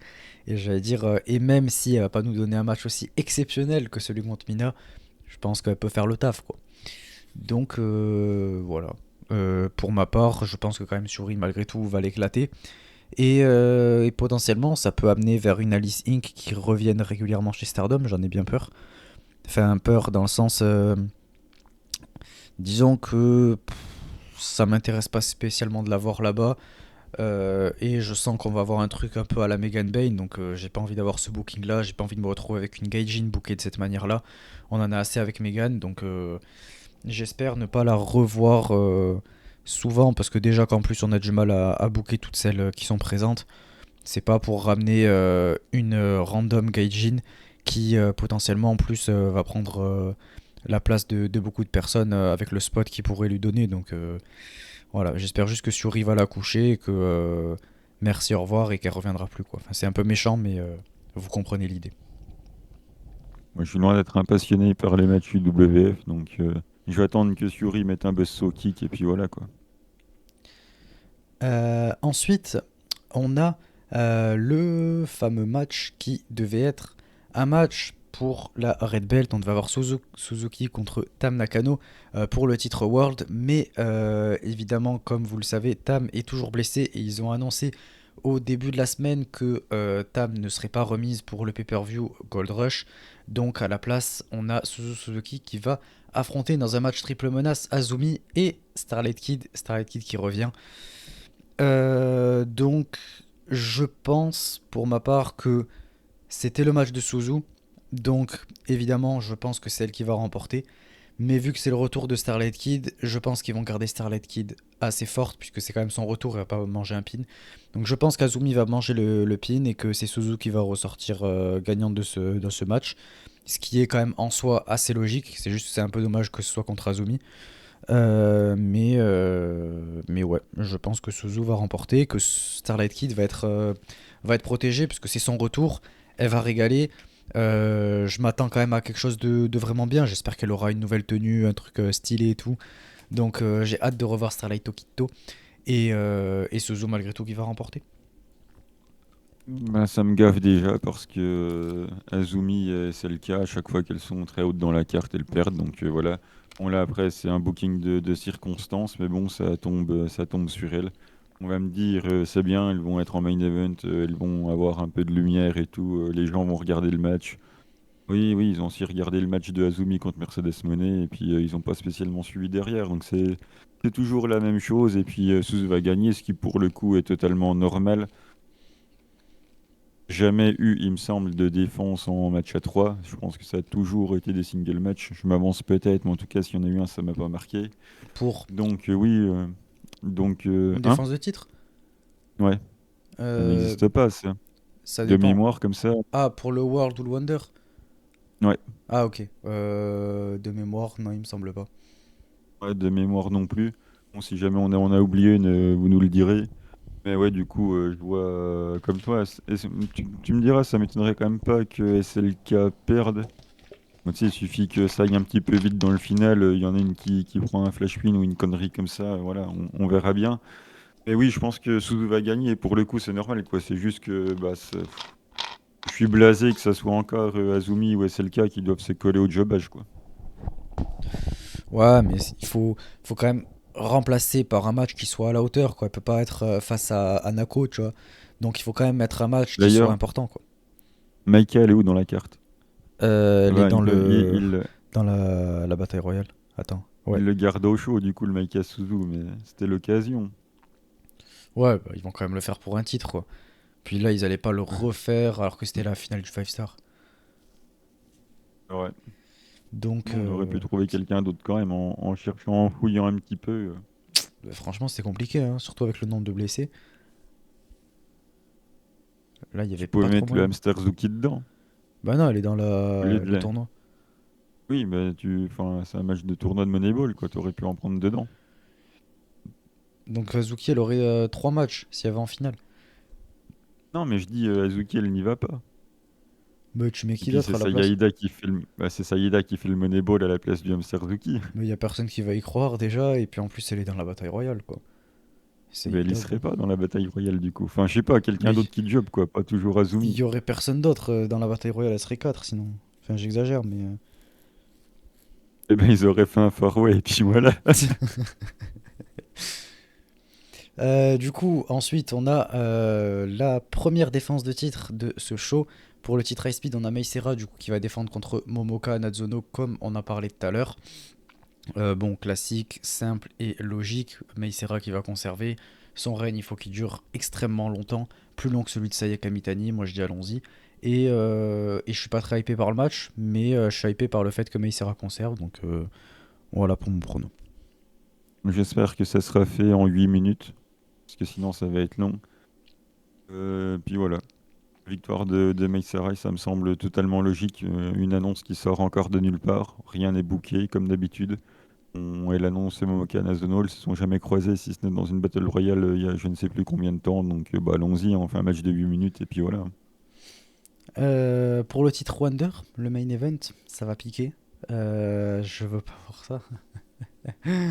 Mirai qui va défendre contre Saori Anou, j'ai pas envie de voir ça. Y a aucune des deux qui me hype, y a rien qui me hype dans ce match. Mirai va conserver évidemment, mais je m'attends à un match d'une vingtaine de minutes, quoi. J'ai peur, j'ai pas envie. J'ai envie que ça dure le moins longtemps possible et qu'on en soit vite débarrassé de ce match et qu'on soit vite débarrassé aussi du règne atroce de Mirai. Donc voilà pour mon prono. Bah, le match va pas être si mal que ça. Après, que ça nous intéresse pas, c'est une chose. Mais non, le match va. De toute façon, enfin, c'est comme d'habitude, quoi. C'est ce qu'on disait dans le dernier épisode. On va mettre allez, 4 voire 4,25 pour les plus optimistes. Et puis 2 jours après, ça sera oublié parce que derrière, il n'y a rien. C'est une 4. victoire dans. T'es fou. Pour les plus optimistes, je vais pas parler de nous, hein. Et du coup, voilà, parce qu'il y a une victoire dans un 5 star qu'on nous a ressorti pour faire la défense de titre comme bien souvent. Et puis, ça va probablement faire quand même malgré tout un bon match de catch, quoi qu'on en dise, mais que tout le monde aura oublié dans la semaine qui vient parce qu'il n'y a pas d'histoire ni rien derrière, quoi. Ouais, mais moi ça me gêne pas plus que ça en vrai. Je dis, j'aime bien ce type de match avec des challenges qui sortent un peu de l'ordinaire qu'on n'a pas l'habitude de voir pour ce type de titre-là, quoi, en gros. Genre des catcheuses qui gravitent pas autour de ce titre d'habitude. Ça, c'est le genre de truc que j'aime bien. C'est juste que les deux catcheuses, j'y arrive pas. Donc, si on les met l'une face à l'autre, ça empire, quoi. Mais bon, on va voir ce que ça donne. De toute façon, on va vous faire la review. Mais voilà, je m'attends pas à grand chose. Ouais, je suis pas si pessimiste que toi, même si je m'attends pas grand-chose non plus, mais je pense pas que ça sera mauvais. Je pense qu'on sera juste pas client de ces trucs-là. Ouais. Bah écoutez, du coup, c'est tout pour cette partie Stardom. On va passer sans plus tarder à la partie Actu Joshi, dans laquelle on va avoir quand même pas mal de choses à dire. Donc, bah écoutez, c'est parti.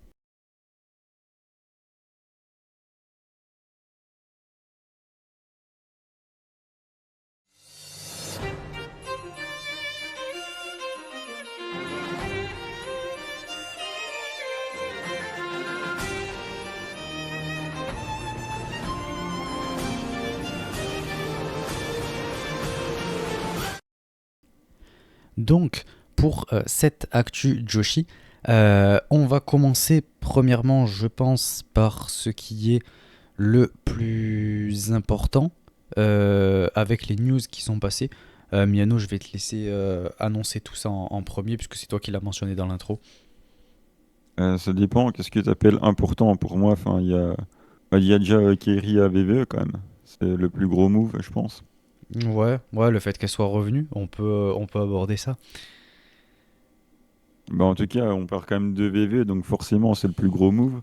Donc, ouais, Kairi qui est de retour, hein. On se rappelle tout le pataquès qu'on a eu sur Twitter, avec des qui disaient qu'il avait signé VVE, d'autres qui disaient que non, que Kairi allait peut-être partir en retraite. Il avait fait une grande conférence de presse, qu'il avait fait ses adieux à Stardom et tout. Un micmac qui a des informations contradictoires, en veux-tu, en voilà. Et au final, elle revient à Crown Jewel, Jewel, je sais pas comment ça se prononce. Bah, du coup, dans aucune pop, hein, malheureusement, et pour elle, c'était pas vraiment le lieu. Elle a l'air de se diriger vers une équipe du coup avec Yoskai, donc ce sera intéressant de voir un peu la relation avec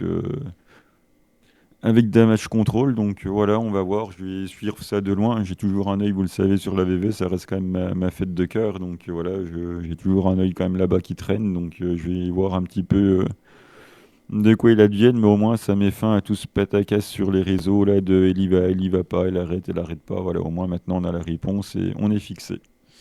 Ouais, bon, moi pour ma part, vous le savez, je suis pas VVE, donc c'est aussi pour ça que Miano, je te laissais en parler. Euh, Moi, je suis juste déçu pour ce qu'elle a fait de son retour chez Stardom, c'est-à-dire rien. On était bien parti, on avait ces gros matchs qu'elle faisait de temps en temps qui permettaient de mettre en avant certaines catcheuses. Elle avait fait son match contre Starlight Kid, elle devait affronter Sayaka Mitani et ça s'est jamais fait. Enfin, on a eu un match tag à la place là. Et au final, ça s'est arrêté là. Après, on l'a plus vue pendant, je crois, c'était quoi, une bonne année. Elle était blessée, enfin quelques mois en tout cas. Et après, qu'est-ce qu'elle a fait? Elle a fait le fameux tournoi là pour le IWGP et elle a perdu contre Mayu avant ensuite de graviter que autour du IWGP et d'avoir ces titres artistes d'ailleurs là qui Il me aucun semble sens. quand même que si on l'a eu le Sayaka Kiri, hein. En 1v1 là? Bah oui, on s'est mangé un draw parce qu'ils ont pas osé prendre de décision. Ah oui, c'est vrai. On en avait parlé en plus, toi, tu vois. Ouais, bon, il a eu lieu le match, autant pour moi, c'est vrai. Donc, ouais, ça avait commencé comme ça, c'est ça que je voulais dire, c'est que dans tous les cas, ça avait commencé de cette manière-là, et au final, ben, ça a amené nulle part, et on a eu plein de décisions qui étaient à droite, à gauche, bref, avec Kairi, il n'y avait plus de structure, et c'est allé dans tous les sens, alors qu'on aurait pu avoir une seule bonne structure qui aurait été intéressante, qui aurait mis en avant un peu celles qui le méritent. Euh, dont notamment voilà Starlight Kid, Sayaka Mitani, qu'on l'aime ou qu'on l'aime pas, voilà, ça l'aurait mise en avant et elle a le profil pour être mis en avant de cette manière-là dans ce type de match-là et au final ben, ils ont rien fait donc moi c'est ça qui m'embête un peu. Après qu'elle retourne chez VVE, ok, tant mieux parce que ça a l'air de lui faire plaisir. Moi je m'en fous, je suivrai pas. Donc peu importe ce qui se passe là-bas, qu'elle soit bien ou mal utilisée, dans tous les cas c'est elle qui a pris la décision et celle qui l'a voulu.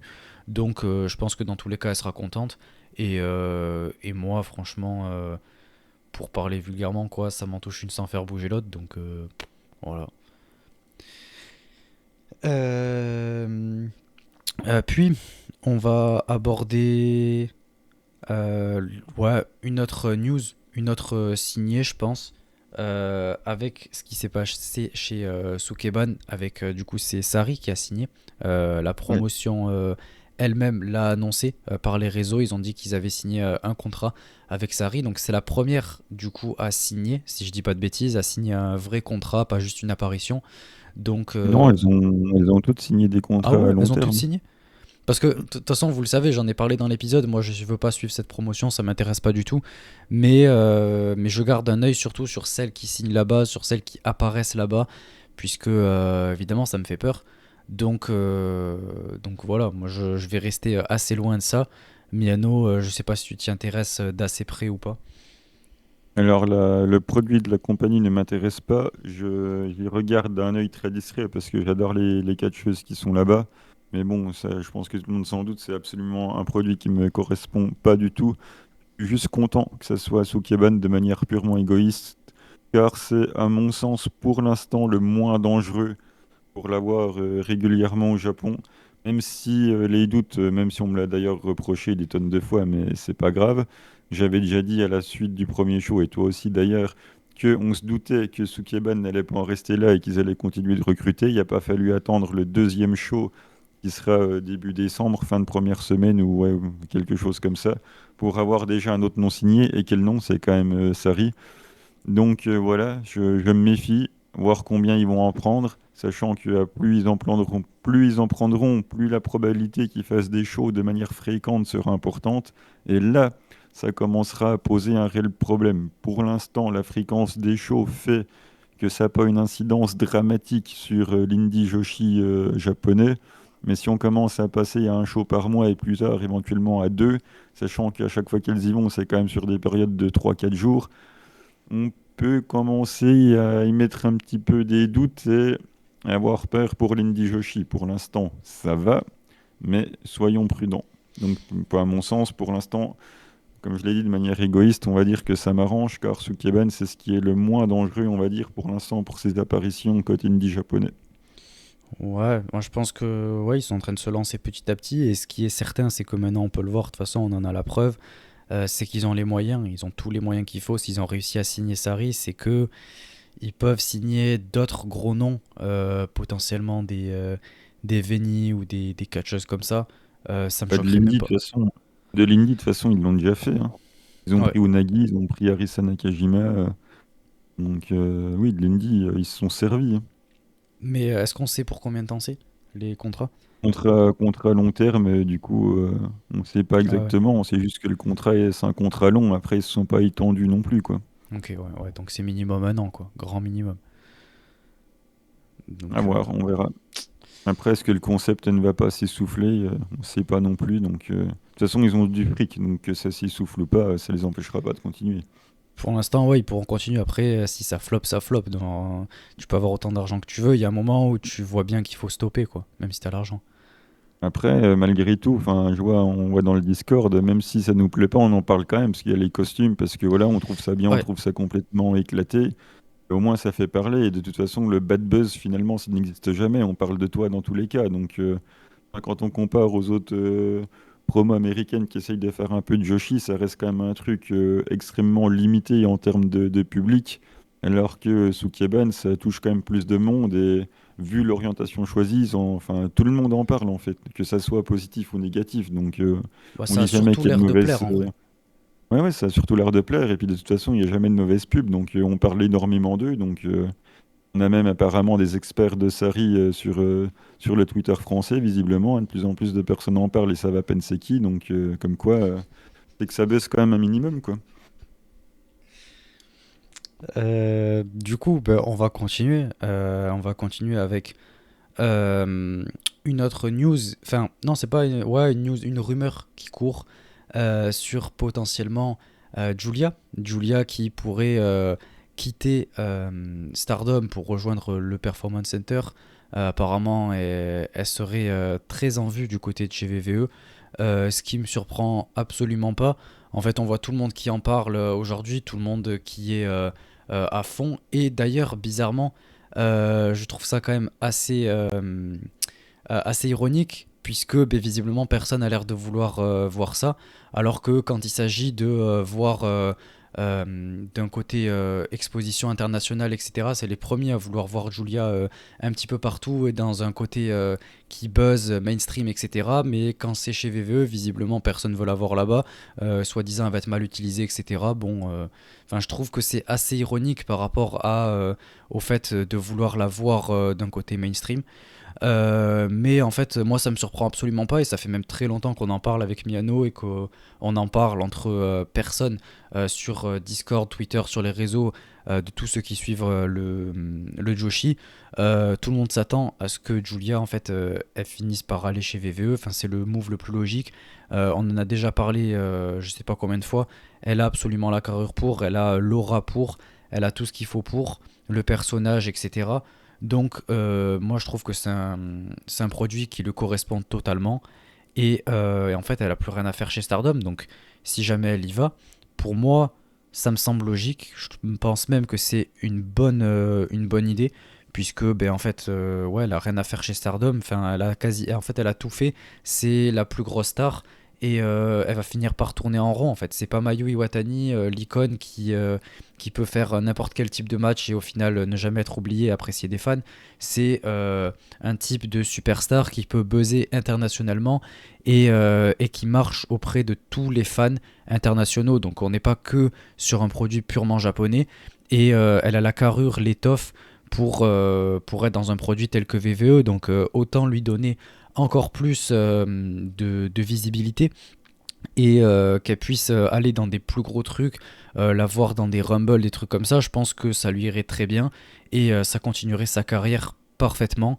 Et je pense que c'est même ce qu'il lui faut dans sa carrière de catcheuse. Après, c'est elle qui prendra la décision finale de toute façon, mais pour moi, ça me semble logique et ça me surprendrait pas et je serais même très content qu'elle y aille. Pas d'un point de vue du fait de plus l'avoir chez Stardom, mais vraiment parce que comme je l'ai dit, en fait, elle a tout fait là-bas et en fait, dans ta carrière, le but c'est quand même de progresser, de monter d'un étage à chaque fois. Et quand tu es à Stardom, ben en fait, pour monter au-dessus, il faut que tu ailles dans des plus grosses promotions telles que AEW ou WWE. Donc là, c'est le moment pour. Donc autant capitaliser dessus. Ben oui, clairement, de toute façon, comme tu l'as dit, il a tout fait. Il a gagné le Cinderella, gagné le Five Star, gagné la Wonder, gagné la Red Belt. Là, elle a le Strong, elle va déjà faire des tours aux US. Après, contractuellement, visiblement, selon les infos journalistiques, son contrat va jusqu'en mars. Si elle doit aller au Performance Center, du coup, tant qu'elle est sous contrat, il faut l'accord de Bushiroad. Donc, du coup, on verra comment ça va se passer. Visiblement, pareil, toujours selon les journalistes, elle aura un emploi du temps hyper chargé, au moins jusqu'au mois de janvier. Donc, ça devrait pas bouger au moins d'ici là. Après, voilà, l'avenir nous dira ce qui va se passer. Et de manière purement égoïste, je préfère largement que ça soit VVE que AEW. Pour la raison suivante, c'est que si elle est chez AEW, j'ai toujours extrêmement peur qu'il y ait une sorte de partenariat qui arrive. Et j'ai pas envie de revoir Julia revenir une fois tous les 3 mois pour allonger quelqu'un du roster ou prendre la strong ou faire je ne sais pas quoi. Si elle part de Stardom après avoir tout gagné, c'est pas pour y revenir une fois tous les 3 mois pour allonger quelqu'un. En ce sens-là, VVE, ça m'arrange.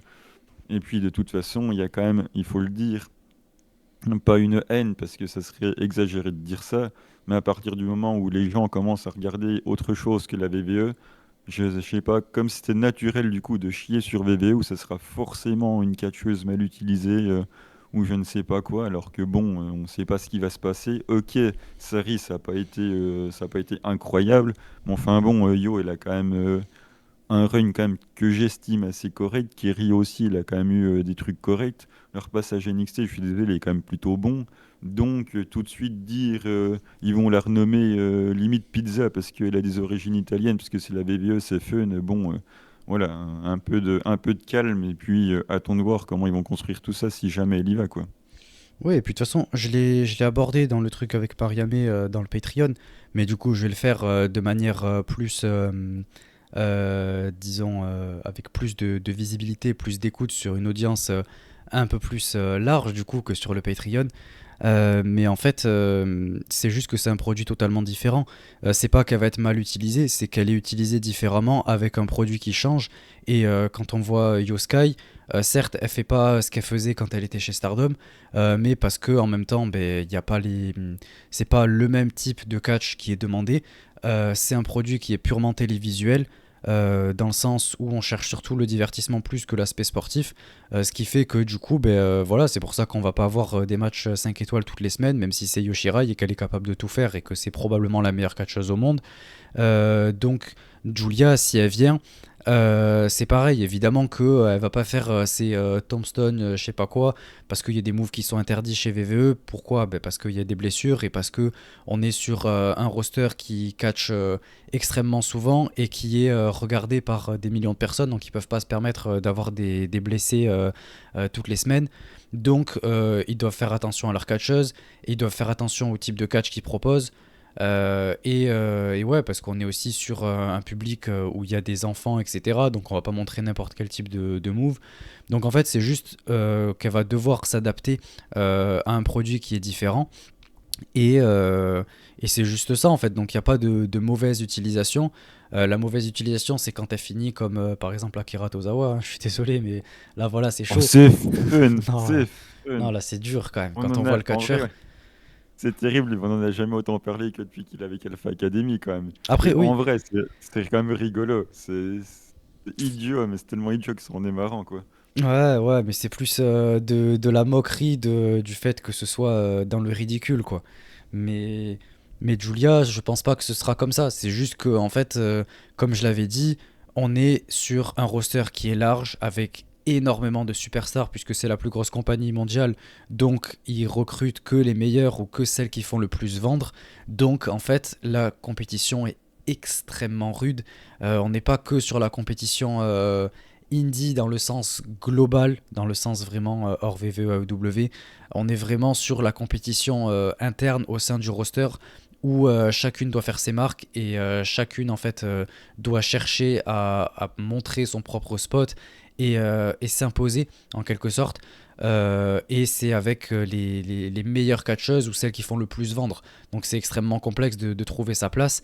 Et en fait, c'est comme ça. En fait, on peut pas arriver et être propulsé au rang de main eventer, quoi. Ou alors, ça va durer 1 ou 2 mois et après, on va retomber dans la mid-card parce que c'est normal, ça tourne constamment. Donc voilà, t'as beau être la meilleure catcheuse au monde, tu vas pas arriver chez VVE et être au sommet pendant 3 ans d'affilée. En fait, c'est pas comme ça que ça se passe. Donc voilà, il faut arrêter avec ce truc de elle va être mal utilisée, elle va être ceci, elle va être cela. Pour l'instant, il n'y a rien qui est fait. Et comme je l'ai dit, la compétition est extrêmement rude. On a des tonnes de catcheuses qui sont très talentueuses là-bas. Donc elle va pas arriver et passer devant tout le monde. Ça, c'est à elle de faire ses preuves et d'arriver à cliquer avec les fans et faire en sorte qu'ils achètent du merch et que ce soit eux qui la mettent en avant, quoi. Donc voilà pour donner notre avis là-dessus. Ensuite, j'aimerais parler également de Mariamé, qui est Oui. arrivé chez AEW. Moi, ça me fait plaisir. Euh, Moi aussi, mais pas pour les mêmes raisons. Non, moi, ça me fait plaisir parce que c'est ce qu'elle voulait, c'est ce qu'elle mérite. Et après tout ce qu'elle a fait, elle mérite d'avoir une opportunité comme ça. Ça me fait pas plaisir de la voir là-bas en soi, d'un point de vue catchesque, etc. D'un côté purement égoïste. Moi, je voulais la voir toujours chez Stardom. Mais pour la personne, ça me fait très plaisir. Après tout ce qu'elle a donné, etc. Elle a énormément travaillé pour au final avoir une opportunité pour atteindre ses rêves. Elle y est, donc je suis super content pour elle. Et vraiment, j'espère que peu importe comment elle sera utilisée, j'espère juste qu'elle sera contente là-bas. Et je doute pas que dans tous les cas, comme on l'a dit pour Julia, je pense qu'elle sera quand même malgré tout bien utilisée. C'est juste que non, elle sera jamais en main event, non, elle aura probablement pas le titre. Je pense que voilà, elle va rester avec Tony Storm.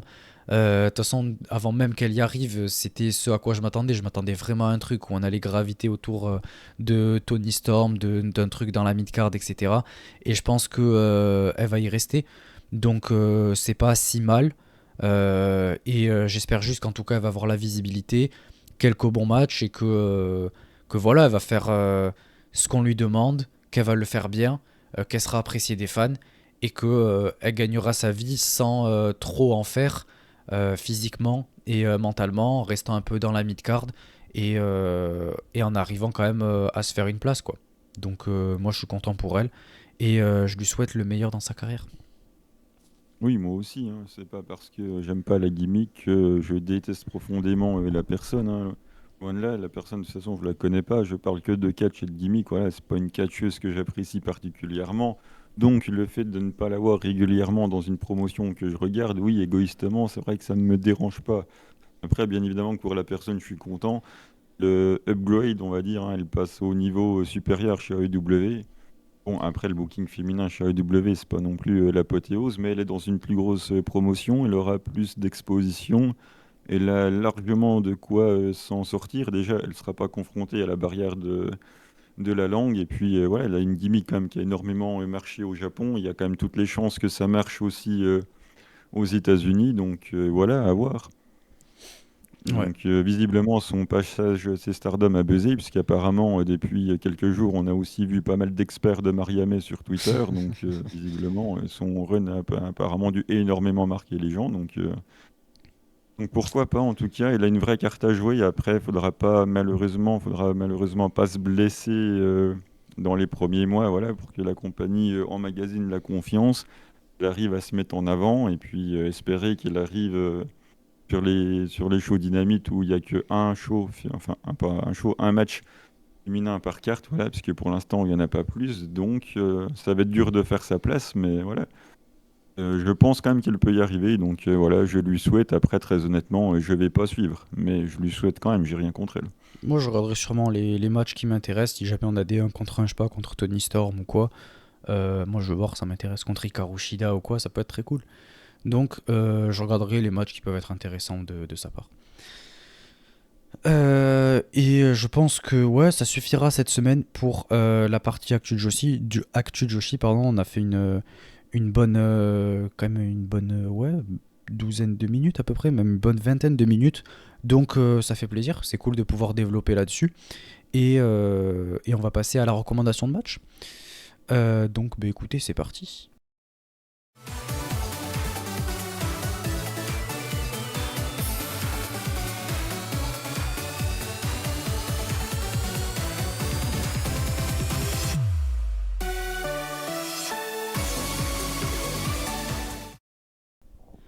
Donc pour cette recommandation de match, cette semaine, pour ma part, j'ai choisi, évidemment du côté de Stardom, j'ai choisi de prendre un match qui m'a beaucoup marqué, que j'ai beaucoup aimé, qui était une défense de titre artiste. On était le 7 janvier 2017, on avait Kagetsu, Kyoko Kimura et Viper qui défendaient contre Queen's Quest, Azuki, Yoshira, Momo Watanabe. Quel match absolument fantastique. C'est pourtant un match à 6, donc c'est surprenant que je trouve un match aussi bon, mais il est absolument exceptionnel. Peut-être un des meilleurs matchs artistes que j'ai vu de la compagnie. Je suis sur un bon 4,5 sur 5. C'est absolument fantastique. Donc je vous invite à voir ce match.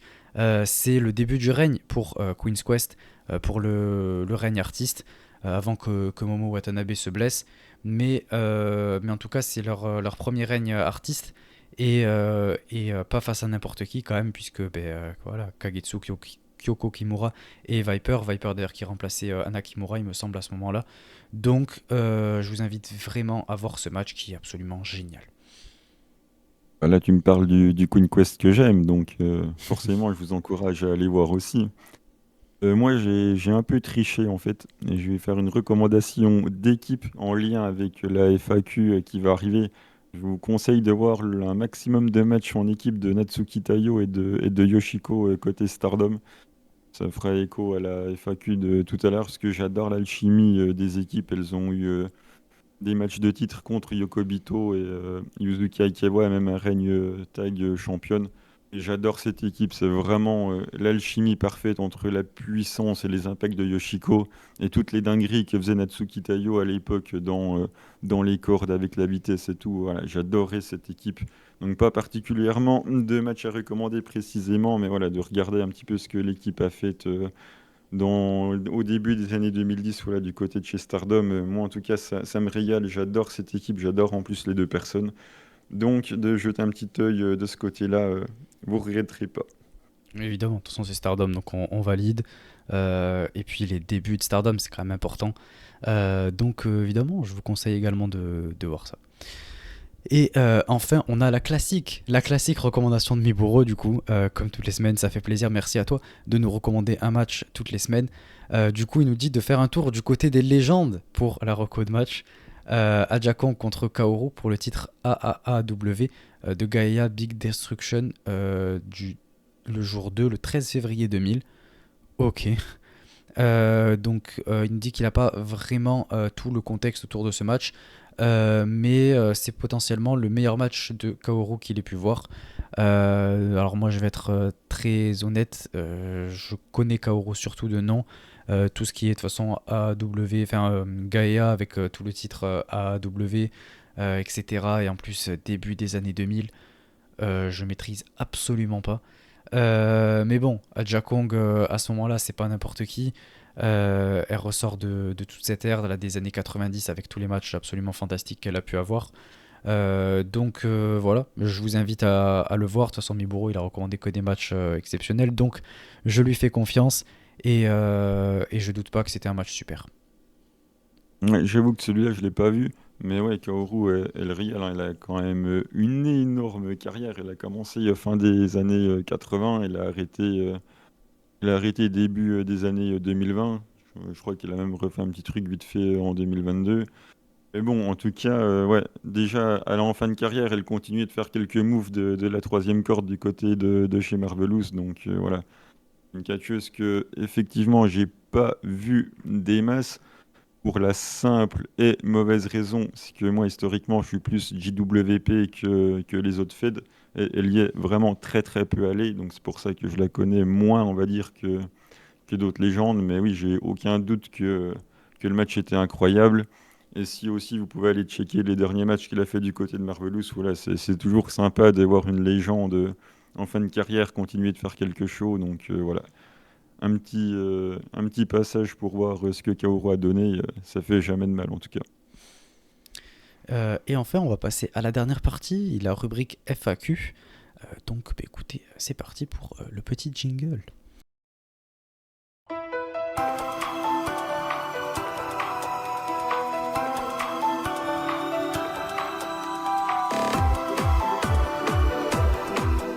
Donc pour cette rubrique FAQ, on n'a que 3 petites questions cette semaine. Donc je pense que ça va aller vite. On a Ethan qui nous dit quel est le pire match que vous ayez vu chez Stardom et chez Seedling. Miano, est-ce que tu as un truc en tête perso? Là pour l'instant, c'est assez compliqué. Moi, je vais être vraiment méchant, hein, mais les matchs de début, quand Unagi et Mina viennent à peine d'arriver, je suis désolé, c'était une Oh là catastrophe, là, quoi. la méchanceté, la méchanceté. Non, alors que ça allait, franchement. Euh, Moi là en tête, je vais dire un match qui peut-être peut être surprenant parce qu'il y a quand même ma catcheuse préférée dans ce match. Mais Arisa Oshiki contre c'était Oe Roxy, c'était terrible.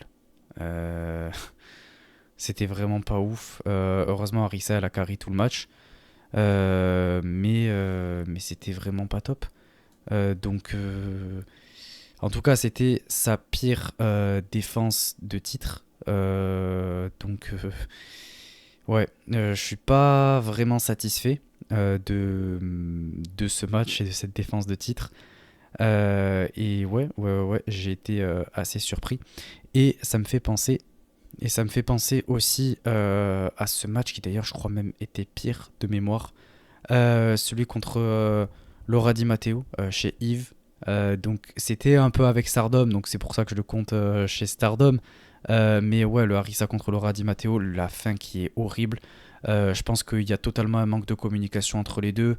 Il y en a une, enfin je pense que Laura Di Matteo avait complètement oublié la fin du match. Et du coup, elles ont fini ça comme elles ont pu. C'était absolument n'importe quoi. Donc là, pour l'instant, c'est ceux qui me reviennent en tête. Après, tout le reste, même tous les petits 2,75 ou quoi qu'on peut avoir en tête, en soi, c'est des matchs d'opener, donc je les compte pas comme mauvais matchs, c'est juste que c'est des matchs opener, il se passe pas grand chose, on s'attend pas à avoir un 5 étoiles. Là, c'est plus en termes de déception parce que je m'attendais à un bon match, parce que Laura Di Matteo, en plus, une catcheuse que j'aime bien. Des quelques petits matchs que j'ai pu voir d'elle, c'était sympa. Et en face, c'est Arisa Oshiki, donc voilà, là, c'était quand même ma grande déception quand j'ai pu voir ce match. Donc, ouais, j'ai que ça en tête là pour l'instant. Et Euh, côté seed, alors puisque là, tu poses la question, la réponse est évidente, hein, il n'y a pas de mauvais match chez Seedling. Voilà, c'est dit. j'en ai aucun en Sors tête pas jusqu'au bout, hein. parce qu'en fait, je les ai tous oubliés. Donc, c'est dire à quel point ils me marquent.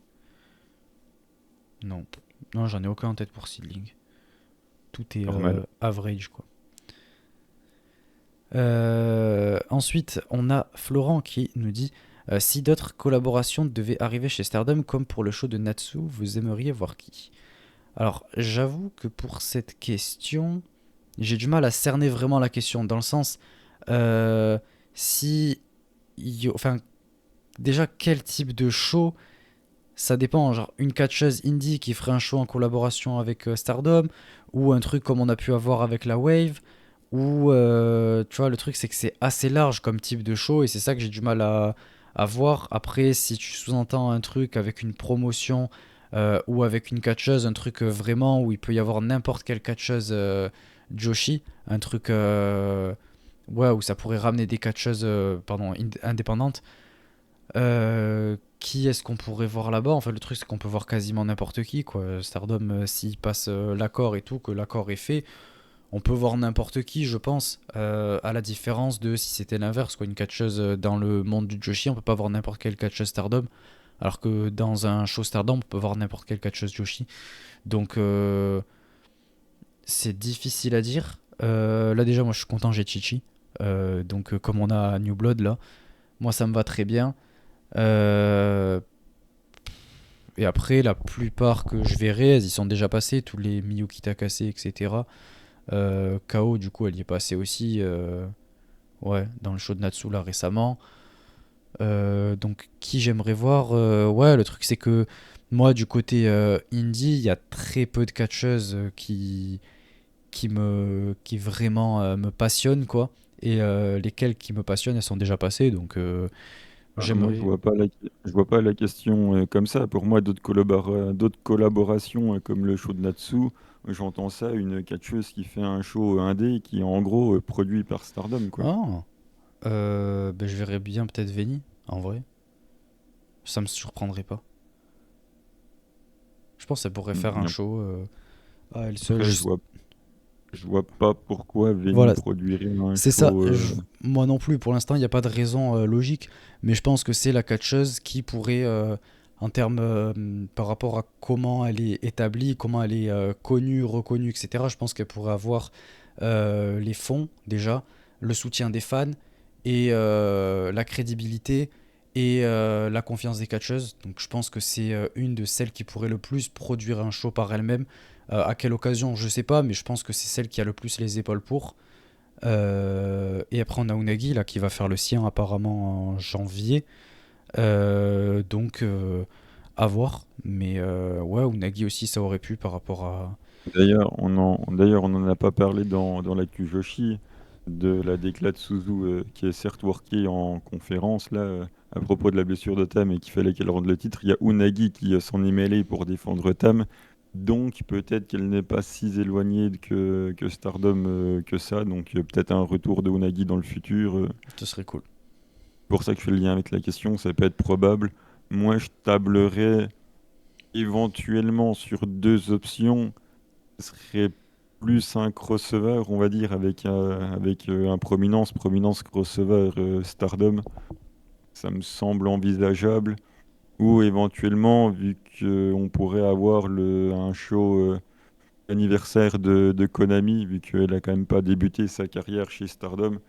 Donc on pourrait avoir dans un futur relativement proche, on n'y est pas encore, mais pareil pour les 10 ans de carrière de Konami, quand ça viendra, en espérant qu'il n'aura pas arrêté d'ici là, elle pourrait éventuellement produire un truc avec Stardom, ça m'étonnerait pas tant que ça non plus.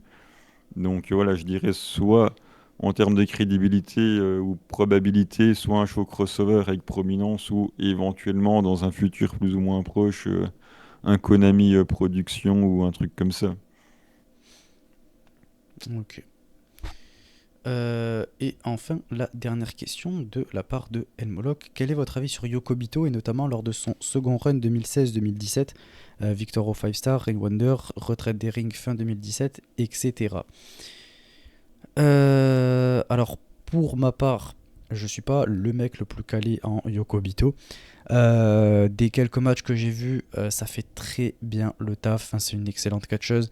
Et même c'est une catcheuse que j'aime beaucoup de par son style in-ring. J'aime beaucoup tous ses kicks et tout. Et tous les matchs que j'ai vus d'elle étaient absolument fabuleux. Donc, ouais, son équipe avec Kairi et tout ça, je valide très fort. Et ouais, mon avis sur Yokobito, c'est que elle est super. C'est ouais, c'est une catcheuse géniale qui a marqué évidemment la compagnie et que je vous invite vivement à voir, que ce soit en équipe ou en solo. C'est d'ailleurs une des rares catcheuses qui arrive à me faire apprécier un match en équipe, en tout cas de cette ère-là. C'est-à-dire que quand on voit Yokobito avec une autre catcheuse, on sait que ça va être intéressant, peu importe qui il y a en face. ou quand je vois certaines catcheuses, quand je regarde une, je sais pas, Yoshirai et Kairi ou Yoshirai et Mayu, et que en face on voit que il y a Yoko Bito avec une autre catcheuse, peu importe avec qui elle est, on sait que ça va être un bon match, quoi. Donc, ouais, Yoko Bito, évidemment que je valide très très fort et que je vous invite vivement à regarder. Moi, je te trouve un tantinet généreux quand même. Et j'ai beaucoup aimé, moi, la première période. Moi, forcément, j'ai des attaches avec la première période, avec son équipe, avec Yuzuki Aikawa, puisque malheureusement pour moi, elles ont fini par gagner, on va dire, la feud enfin, contre Natsuki Tayo et Yoshiko, hein. Ça s'est réglé avec les titres par équipe. D'ailleurs, les matchs, ils sont vraiment cool. Après, pour le règne Wonder, il n'a pas eu des tonnes de défense non plus. Et il y a quand même pas mal d'approximations dans les fins de match. Il y a quand même des trucs qui sont assez approximatifs. Il y a même des trucs qui sont quand même dangereux. Là, je me rappelle quand il est avec Yoshirai sur la troisième, que Yoshirai, elle tente de faire un Rana. Et enfin, Yoshirai, il arrive même pas à prendre la tête. Elle met juste les jambes et tout. Ça ressemble à rien. C'est un peu n'importe quoi. Quand la défense avec Kiona, là, avant de passer son mid-driver, elle fait un autre move, c'est plus qu'approximatif, hein. Il y a quand même pas mal d'approximations dans les séquences de fin, je trouve. Après, c'est vraiment pour être tatillon. J'aime bien les kicks qu'elle mettait, là, tu sais, le kick, le premier où l'autre elle se baisse, puis ensuite elle fait une sorte de roundhouse kick en tournant, enfin je sais pas comment ça s'appelle là. C'est super esthétique, j'aime bien, elle met vraiment des beaux kicks. En plus, elle avait un sacré claqué cuisse quand même, elle faisait énormément de bruit en faisant ça, et moi ça me régale, j'adore ça. J'avais reproché ça à Makoto, mais moi, enfin, je vais pas mentir, mais moi franchement j'aime bien les claqués cuisses sur les coups de pied, ça me régale. À côté de ça, Mayu, franchement, faut qu'il en prenne de la graine, parce que déjà que Mayu, elle exagère quand même pas mal, mais alors Yuko Bito, elle se mettait des sacrés claques pour faire du bruit, donc ça me régalait.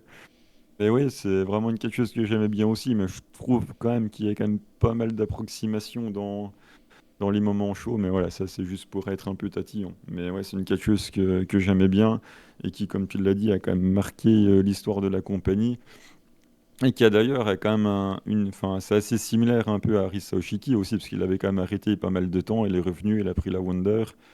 Donc ouais, il y a aussi quand même des similitudes dans le booking de Stardom avec plusieurs personnes, donc tu me diras, c'est pas étonnant hein, vu qu'on parle de la même Ouais, fed, bon, mais voilà, ça me mais fait pas dans aussi le penser ring, un peu à ça. pas dans le ring, et Arisa n'a jamais gagné les titres Goddess, donc Pourtant, avec Tam, ça aurait été marrant. ça aurait été incroyable. Même pas marrant, absolument Avec pas génial. C'était Tam. tellement bien écrit. En même temps, c'est avec Tam, quoi. Ouais, bof. Ou avec Mayu, ça aurait été génial aussi.